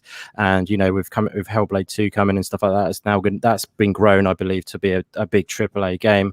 But yeah, I definitely would 100% agree. PlayStation's like MO, if you like, is basically really just pushing those stonking games which look, obviously they look great. They're eye candy. I think of it as like Hollywood almost. Like, that's what PlayStation is. It's like they've got like a Hollywood approach to games. They throw a ton of money at it. They want it to look like eye candy, and people eat it up, and and there's nothing wrong with that at all. I know it sounds like I'm slightly putting that as a negative. It's totally cool. They go down the exclusive route, which I'm a little bit more a little bit more like not so keen on that exclusive route, but I won't go into that. But at the end of the day, it's work for them, and it's a business at the end of the day. So they've done what they needed to do to get ahead, and they've made some great games doing it. So that's my little take on that. No, yeah. So Zemi, do you think Sony are going to double down? I know Microsoft have kind of coined the quadruple A moniker, as it were, but perhaps Sony are the ones, because I think Sony's studios are a little bit more mature in the fact that they've worked with Sony a lot longer. VJ's alluded quite a few times, and I completely agree that Microsoft have a sort of a conveyor belt approach, whereas Sony seem to have a little bit more of a creative freedom approach.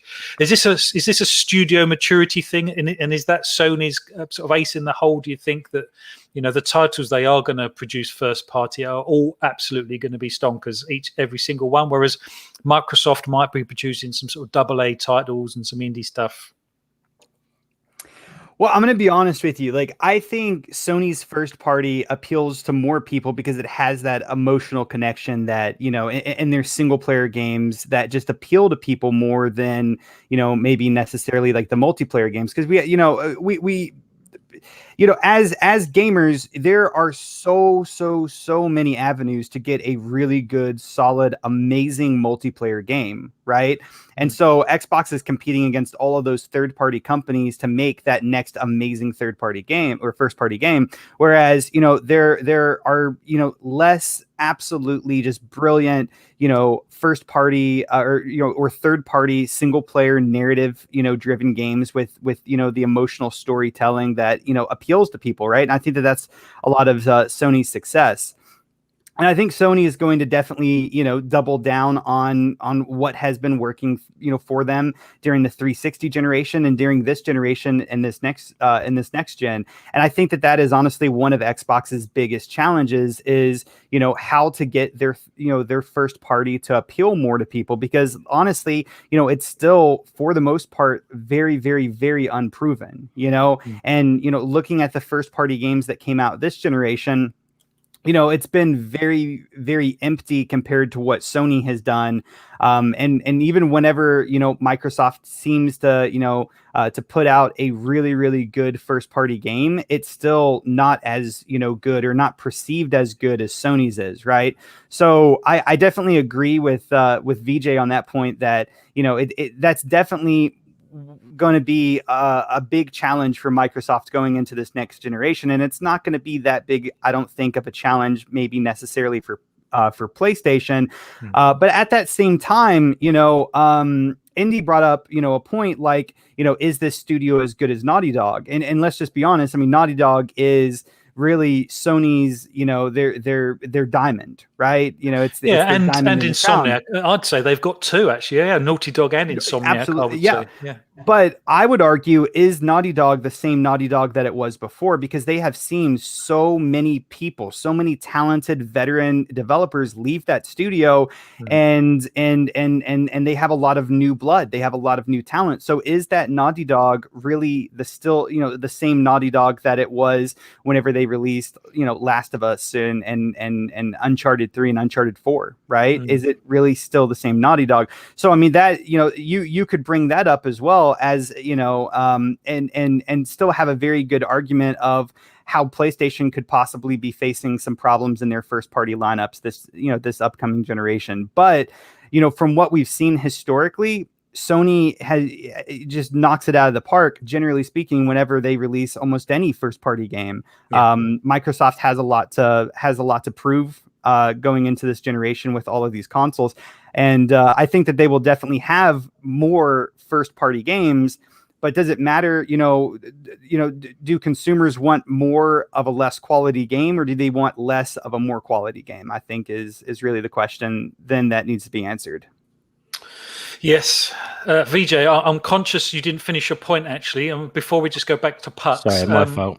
Yeah, no, that's fine. And to be honest, there are points. And to be honest, I kind of took it to heart at first when you said about Ninja Theory, but you're absolutely right, to be honest. It's only because a bit like you, I guess, Indie Gamer, I love the Hellblade 2 trailer so much. But I think you're right. I think it's a confidence thing with Microsoft as well, isn't it? Perhaps they just don't have the confidence in their studios.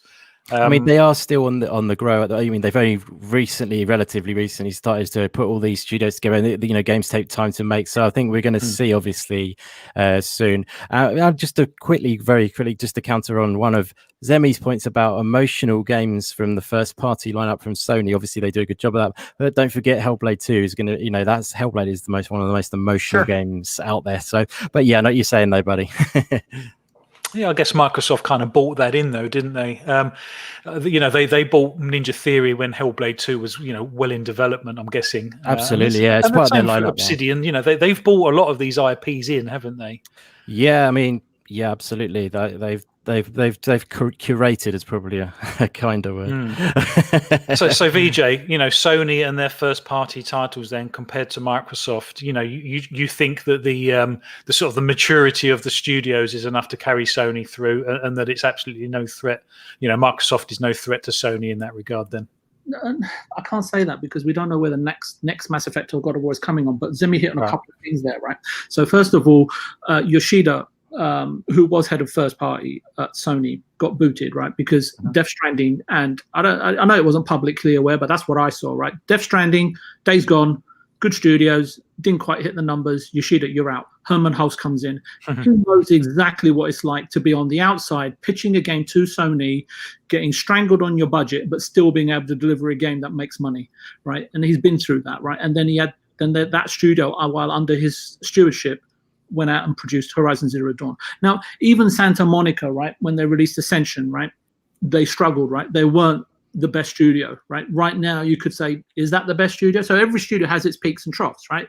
And with a new injection of cash into, as alleged cash into new studios and giving them a bit more budget, giving them a bit more creative freedom, doesn't necessarily always mean that you'll get a big game. And I'm just alluding to what Phil's been and Matt Booty have been saying, right? Because studios can have their ups and downs, but it's really important that whoever is conducting those studios remains. And this is why I was so surprised when Corey, when he left Crystal Dynamics, which is a completely different topic, we can go into some other point, because that's a bearing on the initiative and whatnot.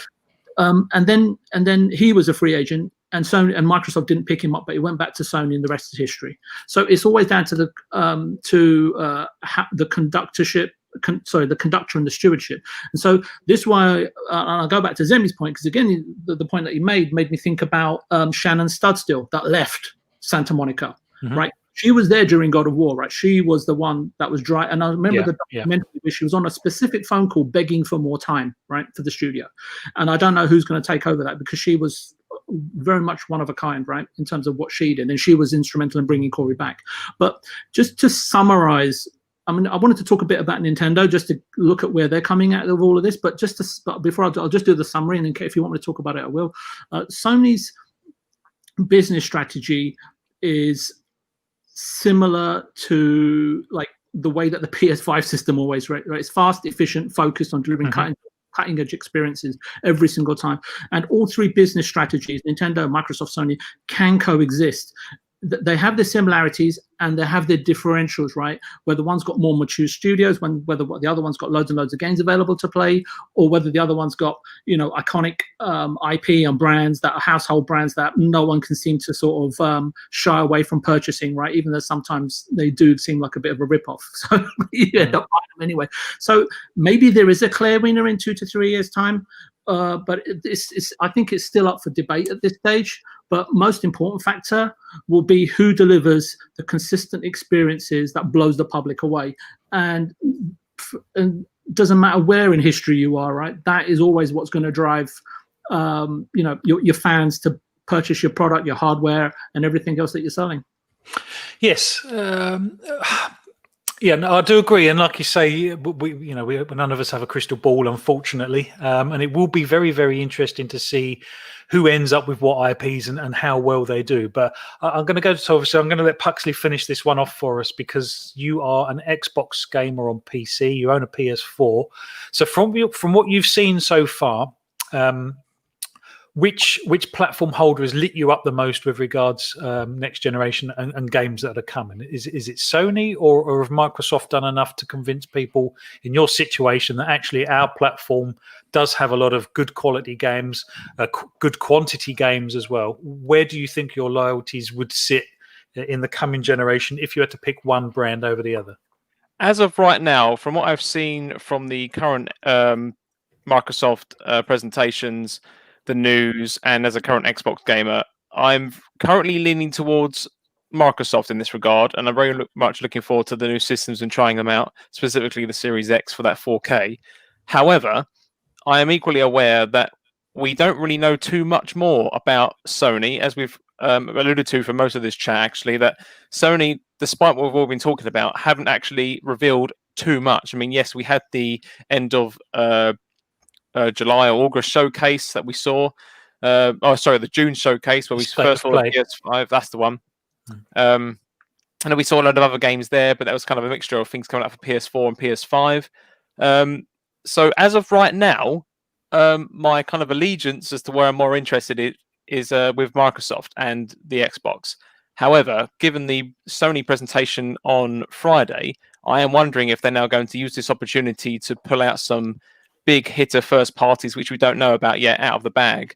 And actually, they're going to use that to either try to keep hold of their massive PS4 user base, or whether or not will or won't that be enough to keep their PS4 players? And do they think that, actually, we might lose people to Microsoft here because we haven't got the content? I know this has been a question on and several threads I've seen online as to why have Sony been so quiet for so long. It's all speculation and rumor, right? So there's a lot of things out there about, Sony are just biding their time. They wanted Microsoft to play their hand first so they can counter it.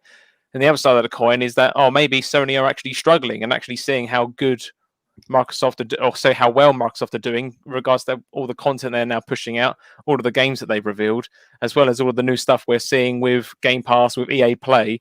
And I've even seen some things in the chat earlier regarding that discussion that, obviously this is more like funny chat, but people saying that Microsoft should try and get the Ubisoft Uplay service as part of it as well. Then it'd be a complete package. And I think if they ever at some point ever pull that off, I think Game Pass would be the ultimate value for money ever, regarding the price doesn't change.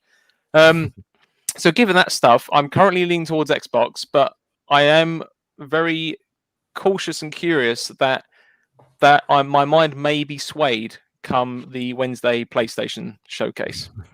It feels like both platform holders are in the game, are playing the same game, but using very different tactics. I don't know about you guys. I'm really excited for this generation because it's really interesting to see how Sony are going to play out. I don't think this is a complacent Sony whatsoever. I don't think it's an overly confident Sony. I just think it's a very well-rounded Sony at the moment. They've made some mistakes in the past, and like VJ said, they've moved on some of their executives. There's some fresh ideas coming in there, and I think Microsoft, in a similar way, are being very innovative. I think we're just seeing new things from both of these companies, and I don't think we've ever really been in this situation before. It's all brand new. It's really exciting to see what the next move is by the platform holder, because obviously it's an incredibly lucrative industry to be in. Neither of them want to lose out on those precious console sales, game sales, service sales. I'm gonna bring up one last point, and I'm conscious that we're at 1:35. So if we can try and keep this relatively quick, gents, I would be grateful. But it's something that VJ brought up earlier, and it was one of the questions I had. And this whole podcasters have been around what the next generation looks like, and I agree with what VJ said earlier. I think one of the things that we might see this generation is possibly retail dying out slightly, high street or mall shops possibly dwindling and disappearing altogether, potentially, based on the fact that we've got two of the major platform holders now going all digital. Other than buying the box itself, the console itself, which, let's face it, you can get from Amazon and lots of other online retailers, do we actually need shops and high street retailers in this current generation? So let's go to you quickly first, VJ. And like I say, if we can try and keep it fairly snappy. Now, you mentioned obviously in the Far East that that retail doesn't really exist at the moment. So what does that mean for you if it were for it to disappear? Is that a huge deal in your life, or is it not a huge deal? I think that what's really important with these new hardware systems, right? They're offering you quality of life features that are pushing you, not pushing you, that are leading you towards an all-digital future. In 2013, Microsoft tried to drag people, push them around and say, this is what it's going to be for you, and you take it or leave it. And now what they're doing with all these strategies, they're saying, welcome, and this is what we're going to offer. And the biggest one for me is the quick switch resume between games. I think for me, it's really driving me now to stop buying physical and go to digital. Maybe not for everybody, but I think features like that is definitely going to be important, right? But Microsoft already stopped doing retail shelf, direct to retail. So they're selling everything digital. Sony are pushing towards that already. Their plan is in the next 18 to 24 months is to diminish retail as much as possible. Now,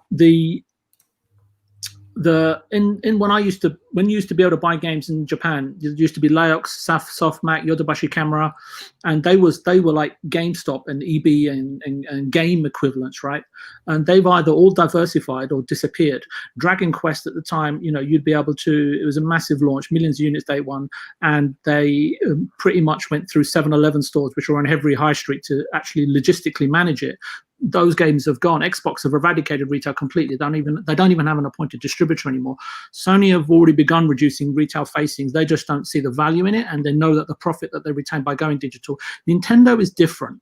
Nintendo is maintaining relationships with retailers and keeping facings, because not only is 50% of their business still at this moment through retail facings, but it's very important for them as a company to keep their brands and IPs public facing at all times. So they see it as a form of marketing as well, because they really strategically and aggressively licensing out their brands, similar to Disney, because they want to keep keep their brands in terms of household names and so on and so forth. But what's popped up instead?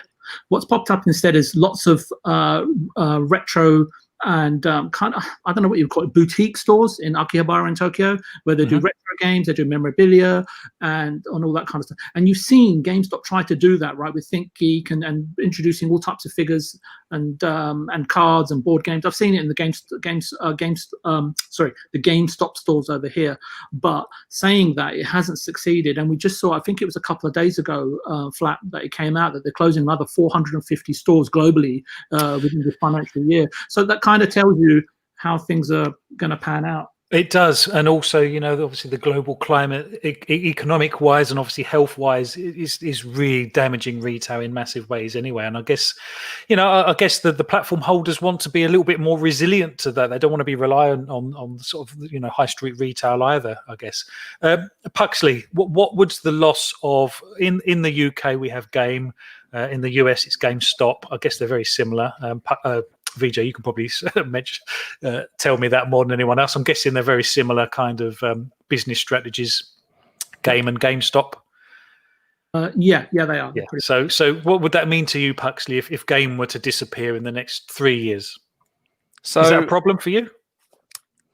Short answer is yes, because I am very much still in the camp of loving to go to the store and buying a physical copy of a game, whether or not it's for PlayStation 4 or whatever else, like disc-based games, basically. I know that they're just an install disc, but there's something about holding it and owning it which I still like. I know that sounds silly, but there's something about that which I just think is great, because it's different from the world in terms of TV or movies and TV series and all the rest of it. That's all moved on to things like Netflix and Amazon Prime or whatever else. But I would argue that's completely different, because for the most part, when it comes to things like movies and shows or whatever else, most people usually only watch them once and then you don't touch it for a number of years.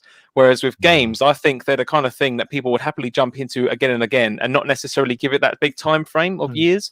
Of course, there are people out there that longevity, don't they? Yeah, and as I said before, there's a difference between, as I say, like shows and movies and games, because games, in terms of how much memory they take, it's growing, right? It's enormous. Yet I don't think the technology is there yet in terms of storage technology. We're not getting large. We haven't got 4 terabyte SSDs for £100 on the shelves, have we? Yeah, I guess the capacity's there. It's just the capacity versus cost that's the issue, isn't it? Yeah, it's not currently consumer friendly, I think, is the best way. And that is my biggest concern and something that I don't like. Obviously, that can't be helped. This will change as the world evolves and moves on in the years to come. But it's those kind of little things which, like, for example, the Super Mario 3D All-Stars collection, which is coming out. Yes, it's a limited time release, and yes, I could get it digital. But there's something about that, and that name is something that I've been playing those games since since about 4 or 5 years old. They hold a special place in my heart, so to speak. And just knowing that I can hold it and look at it, I know that can sound ridiculous, but there's something different about games compared to other forms of media. And I think it's something about having that collection on your shelf, something you can just turn around to, you can just put it in. I haven't got to download the game if I've maybe uninstalled it. I haven't got then to wait for loads of updates to be done. I can just whack in the disc, whack in the cartridge, whatever it is, and just carry on. Unfortunately, I do think, as VJ was saying earlier, that yes, both console makers are pushing the digital agenda onto us. I think in the next 5 to 10 years, I can't see discs really existing anymore, if I'm perfectly honest. I think it's all going to be digital, if not streaming. I think that's probably the next advancement moving forward, but I think that's still a way off. Well, we're nearly there with xCloud and PS Now and stuff. So it's although the technology might not be anywhere near as good as obviously having a dedicated box under your television, it is a matter of perfecting that over the coming years. And obviously, if people's broadband gets better and latency and stuff. But indie gamer, let's come to you next. So from an indie gamer perspective, retail disappears in the next 3 years. Is that a big deal for indie games? I'm kind of guessing not, but, but what's your take on it? I thought you'd be able to predict my answer on this one. But yeah, I mean, I haven't bought a physical game since Resident Evil 2 Remake, so that's quite a long time ago when that game came out. Yeah. And I tend to buy most games, indie games are literally actually, there's a few comes out on physical releases. There are a couple, but obviously most I buy digital. That's the way they get shipped. It makes sense, obviously, that so it's an overhead that they don't have to worry about. Although you can still pick up some indie games through limited run companies like Limited Run Games and Super Rare Games, but they're usually just a kind of celebration kind of thing, something that Puxley might like. He might have even looked into them before if he likes to get his hands on games, as he said. But yeah, they're good companies. They just kind of do it as a nice sort of like collector's box kind of thing for some of the cool like indie games that have come out, worth following on Twitter. But yeah, it wouldn't bother me at all, to be honest with you. I think it's something that is it's going to happen. I think this might be the last generation where we see a disc drive in the actual console potentially.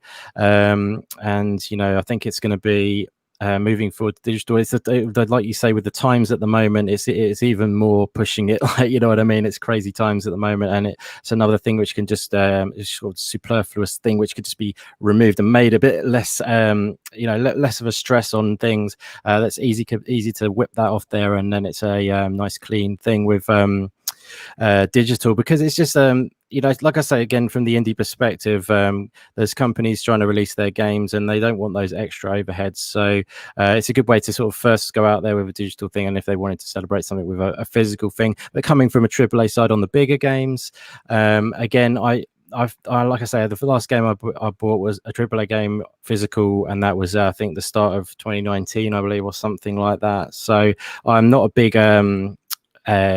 AAA physical buyer or any kind of physical buyer anymore, so I wouldn't be bothered at all. Game in the UK has turned into a Funko Pop seller rather than a game shop, if you know what I mean. Yeah, I do know what you mean. Yeah.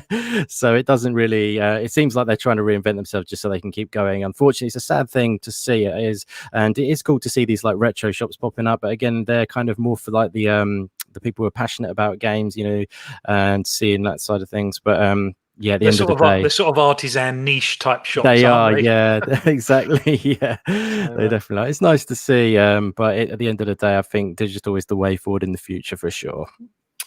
So, thank you, Zemi. I mean, obviously, closing out this topic and pretty much the show. So, the concern that I have with physical retail disappearing is that to me, they always seemed like they were offering a little bit of competition to the platform holders. And one of the concerns that I have is that if the platform holders are the sole purveyors of their own games, then I guess they're just competing with themselves to a certain degree. When you have physical retail versus digital on the platform holders, physical retail can price things slightly differently sometimes, and there's a kind of a competitive market. But once that's gone, then it is literally down to the platform holders to a certain degree, perhaps naming their price. How do you see a future with no retail? Is that of a concern to you, or do you think it's the way to go? Yeah, it's definitely not a concern of mine. I mean, of course, I think a lot of us have that nostalgia that we'll kind of miss, of like going and standing in the line, whenever it's freezing balls outside and we're getting that physical copy of the game case. I mean, there is something nostalgic about that, but for me personally, I have not bought a physical game in several years now, right? The next physical game that I would buy would be like the next Elder Scrolls game, if that did come out, physical. But I would also buy it digital just so I wouldn't have to hassle with it, right? So, to me, it's not that big of a deal, but it's definitely the direction that the industry's, heading. And I think, looking at PC, for a very long time, because the console, gaming market, in a lot of ways kind of follows suit of what the PC gaming market does, right? And what the standard is of that, I think it's, really clear to see. I mean, it's clear to see, through many examples, but one really big example is, how big 1440p, and frame rates are on PC, and how Xbox is, adopting, those resolutions and those, specifications for their, next gen console, right? Yeah, and for the longest time, pretty much, I would probably say 90% of PC games, if not more, have been just digital. People just buy them digital, right? It's the standard over there. And I think that we're just really kind of getting to the point where, it's not going to be profitable for a lot of these companies to release their games physical. You know, less and less people every single year are buying physical, and they're taking over on digital. So, you know, I think it's where the industry's heading. I don't necessarily think that means that it's going to be an end to GameStop, or it's going to be an end to game or whatever. I think that there still is a possibility of those companies still having, you know, a purpose and still being relevant in, you know, in 2022, 2025, but they would have to rapidly change their business model. And then also just the final point that I'm going to touch on is, you know, how you were talking about one of your concerns of this is, you know, Xbox not having that competition from, you know, those you know, third-party retailers like GameStop, Best Buy, Walmart, whatever, and they can basically just charge whatever they want, you know, for their games. And I would actually make the argument that they pretty much already charge whatever they want for the games right now, because, you know, I've noticed it tons of times that, you know, a game that you could get for probably $20-$30 US here in America, you know, Xbox is still charging $50-$60 for, and they don't care at all, right? So I don't think that should be too big of a concern. I think, you know, it's kind of already happening. I don't really think GameStop is really forcing Xbox or PlayStation or any of these retailers to really adapt their price to change with them as is, right? But yeah, I mean, it's just, you know, it sucks, you know, it's nostalgic. You know, I don't know. I still get upset sometimes whenever I don't see payphones, right? But it's where we're going. It's where we're going. Yeah. Well, this has been an amazing chat. I'm really grateful for the panel. Puxley, before we do our kind of closing gambit, as it were, is there anything that we need to discuss from the chat? Nothing in particular that I've seen. A lot of people agreeing with what's been said, really. People haven't bought... I can't see any particular names. I'm trying to find it now. I'm scrolling up. But a number of people that say they haven't bought physical in a long time, or a number of years now. Someone here that their last game was, I think, Far Cry 3, I think I saw in here earlier.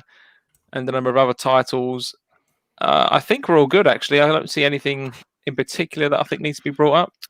Okay, well, I'd just like to acknowledge the live chat. We've had some really excellent live chat today, so I'd like to just throw out some names. Obviously, Fugly, Wakanda, Xbox News Today, Shinso Elite, Mr. Rumble, Predator H2O, Mr. Kima, Shinso Elite. We've had some great chat today, so I really appreciate that. Sweshy Games, Fun Speculation. There's been loads going on. Guys, you know, I'm really grateful for the chat that you have. I'm so pleased that you get involved in our conversations. And like I tweeted the other day, you know, no one's opinion is better than someone else's, or it's not more important than someone else's. It's about us all having the conversation as a community and having the chats. You know, lots of people, lots of podcasts this week have been covering the sort of obvious news. And I wanted to try and take a sort of bit more of a holistic approach as to what this all might mean for the coming generation. And to be fair, it was a little bit of an unfair question because, as we kind of alluded to, Sony are still yet to kind of fully show their hand yet with regard to pricing, release dates, and some of the sort of intricacies of the system. So it was a little bit of a loaded question. I need to make special thanks to Xbox News Today as well. They've been a great supporter of the channel. Really appreciate that. And by gamers, for gamers as well. A massive supporter of the channel, great on Twitter, always sharing stuff, always retweeting, as well as lots of people in the chat as well. You know, we're at 100. We were at 150 subs at the beginning of the show. It might have gone up now. Every time I look, it's gone up more. And to be honest, that's all down to you guys sharing and sending the love to the channel. So I really appreciate that. We do have a winner for today's giveaway, actually. The actual total was 366,830. That was our combined game score totals. Puxley, who came in closest with that? So from what I see, I collected a number of numbers here, and the nearest and the lowest number actually that I got was from Fugly, which, whether this was half jokingly or not, put down 333,333. Oh, excellent. Well done. That was a good guess. Yeah, we've got quite healthy game scores between us, as you can tell. But yeah, I'll send you the code, Fugly. So thank you everyone for chipping in with that. Have I forgotten anyone? I had so many things. Yes, what I do need to do is absolutely thank King Dudley for donating the code for the show. Really grateful for that. I'll put a tweet out, and I will leave the Twitter handles down in the description below on the YouTube video. I will also post on Twitter my gratitude for all of our supporters. Panel, my goodness me, what a show this has been. When I knew the panel that we were having this week, and this was before all of the Xbox news, I was so excited because I knew it was going to be great chat. And it always takes a while to get into the swing of things, but we did get into the swing of it, and it's always great to have some sort of to and fro's and some conversations. So let's do the circle. VJ, thank you very much for being here, my friend. Where can we find you on Twitter and social media? You can find me at Viewpoint Gaming on Twitter. Yeah, feel free to message me. I just wanted to say thanks to everybody in the chat because it's really interesting, some of the comments, and it just helps to round out my thoughts, and even more so for the guys on the panel. Indie Gamer, you always bring some you always bring like a very, an energy around you, which kind of boosts up the whole show, right? It's fantastic, right? You're very kind, my friend. Thank you. Honestly, I don't know. I always feel like I'm slacking with all you guys, your brilliant takes. But thanks very much, my friend. I appreciate it. Today's panel, every single one of today's panel is a safe pair of hands. Everyone knows. I mean it. Everyone knows what they're doing. They're very well experienced, and I treasure and value all of your opinions. And that, to be honest, that's why you're here. So I appreciate that. Thank you, VJ. You're our newest panel member, permanent member to the show. Every Sunday you can see VJ here. Really delighted to have you on board, mate. Your opinions take us down different avenues sometimes, but I enjoy that because I never quite know where we're going to end up. Zemi, thank you. I mean, you're an old hat at this. I know you've been on about 1,000,001 of Boom's shows. That's where I first came across you, to be honest. And yeah, your opinions and the fact that you like Harry Potter and cooking kind of did it as well for me as well. To be fair, I'm being biased, but thank you very much for accepting my invite. I really do appreciate it. You've brought some fantastic points to the show, and I like the fact that we all kind of bounced off each other. So Zemi, where can we find you? Yeah, well, man, thank you so much for throwing me out the invite and letting me on the show and stuff like that. And honestly, I very rarely actually do get invited to shows. I mean, you didn't believe it at the very beginning of the show, but honestly, I really don't get. Well, that's everyone else's loss, to be fair. Well, I guess maybe, right. But yeah, if you guys want to, you can find me. I actually have 2 YouTube channels. The first one's called Zemi Games, where I do a bunch of gameplay videos and tutorial videos and stuff like that. I have a second YouTube channel called Zemi Eats, where I do cooking reviews and food reviews, or cooking recipe videos and food reviews and stuff like that. You guys can also follow me on Twitter at Zemi Games and send me a DM if you want. My DMs are open. And if you heard, one of my opinions today that you agreed with or disagreed with, I always love it whenever anyone out there in the community wants to send me a message and let me know either way, and have some really good gaming conversations on Twitter and our DMs.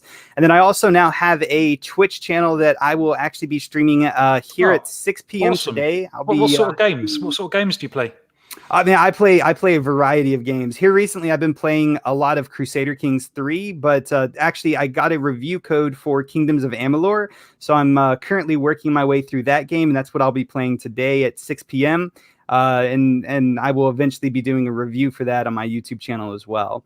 But yeah, I mean, this was a great podcast. I love the way that you have it set up, and I love the format of it, and it's a great show, man. Thank you. No, I really appreciate that. It's difficult to have a kind of a USP, unique selling point, because it is quite a kind of a saturated market, I guess, with sort of gaming podcasts and stuff, and it is difficult to find your own way. And we are new, like Puxley said at the top of the show. We're 7 weeks old, so we're still finding our way, but we've had some fantastic guests on, and people like VJ and yourself, they help shape the show.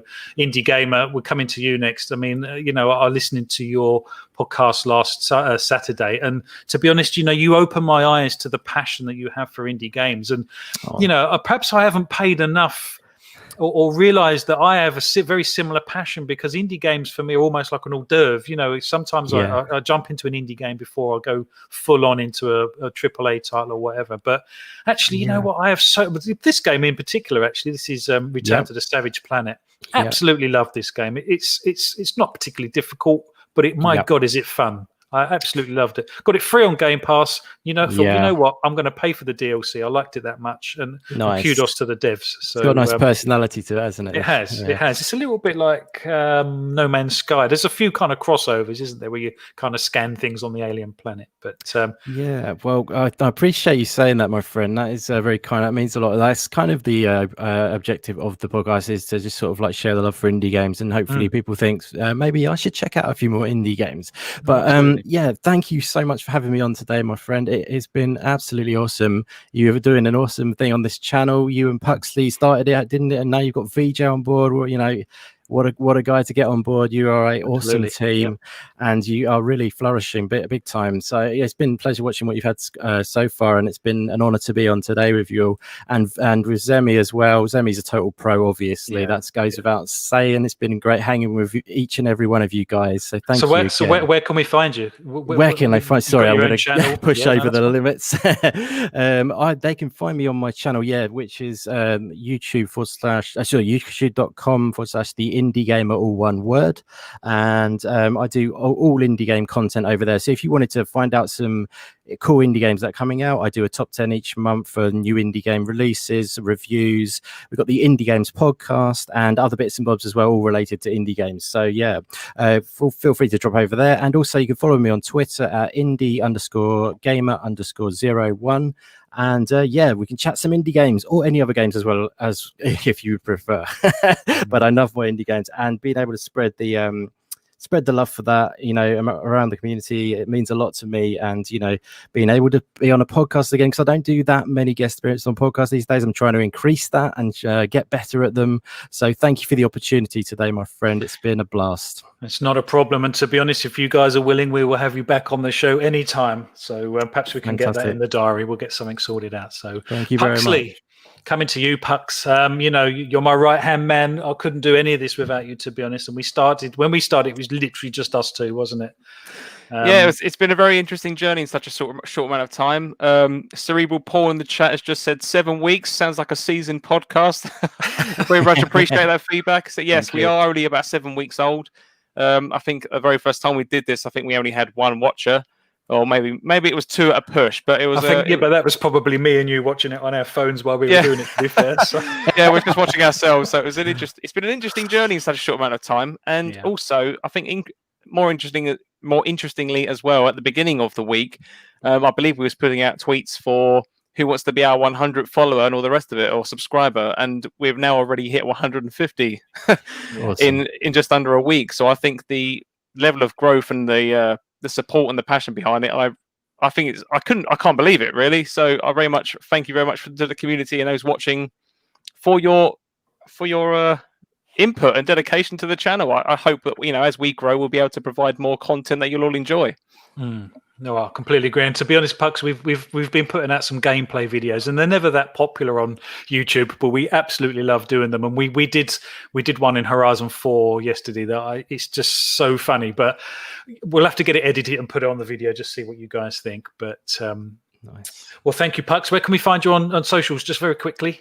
Yep. So on Twitter, you can find me at PuxleyAR, and if I have time, I can sometimes do some gaming as well on Xbox. I'm just Puxley there as well. So by all means, hit me up. Excellent. Okay. Well, thank you, everyone in the chat. We're at 153 subs now, so we've got another 3 while we've been on air. So, guys, you are all awesome. Thank you, panel. Thank you, chat. We will certainly do this, obviously, again next week. We'll put up content all the time. Guys, stick with us. Thank you for your patience. Thank you for your love and support. And we will do this very, very soon. Thank you very much.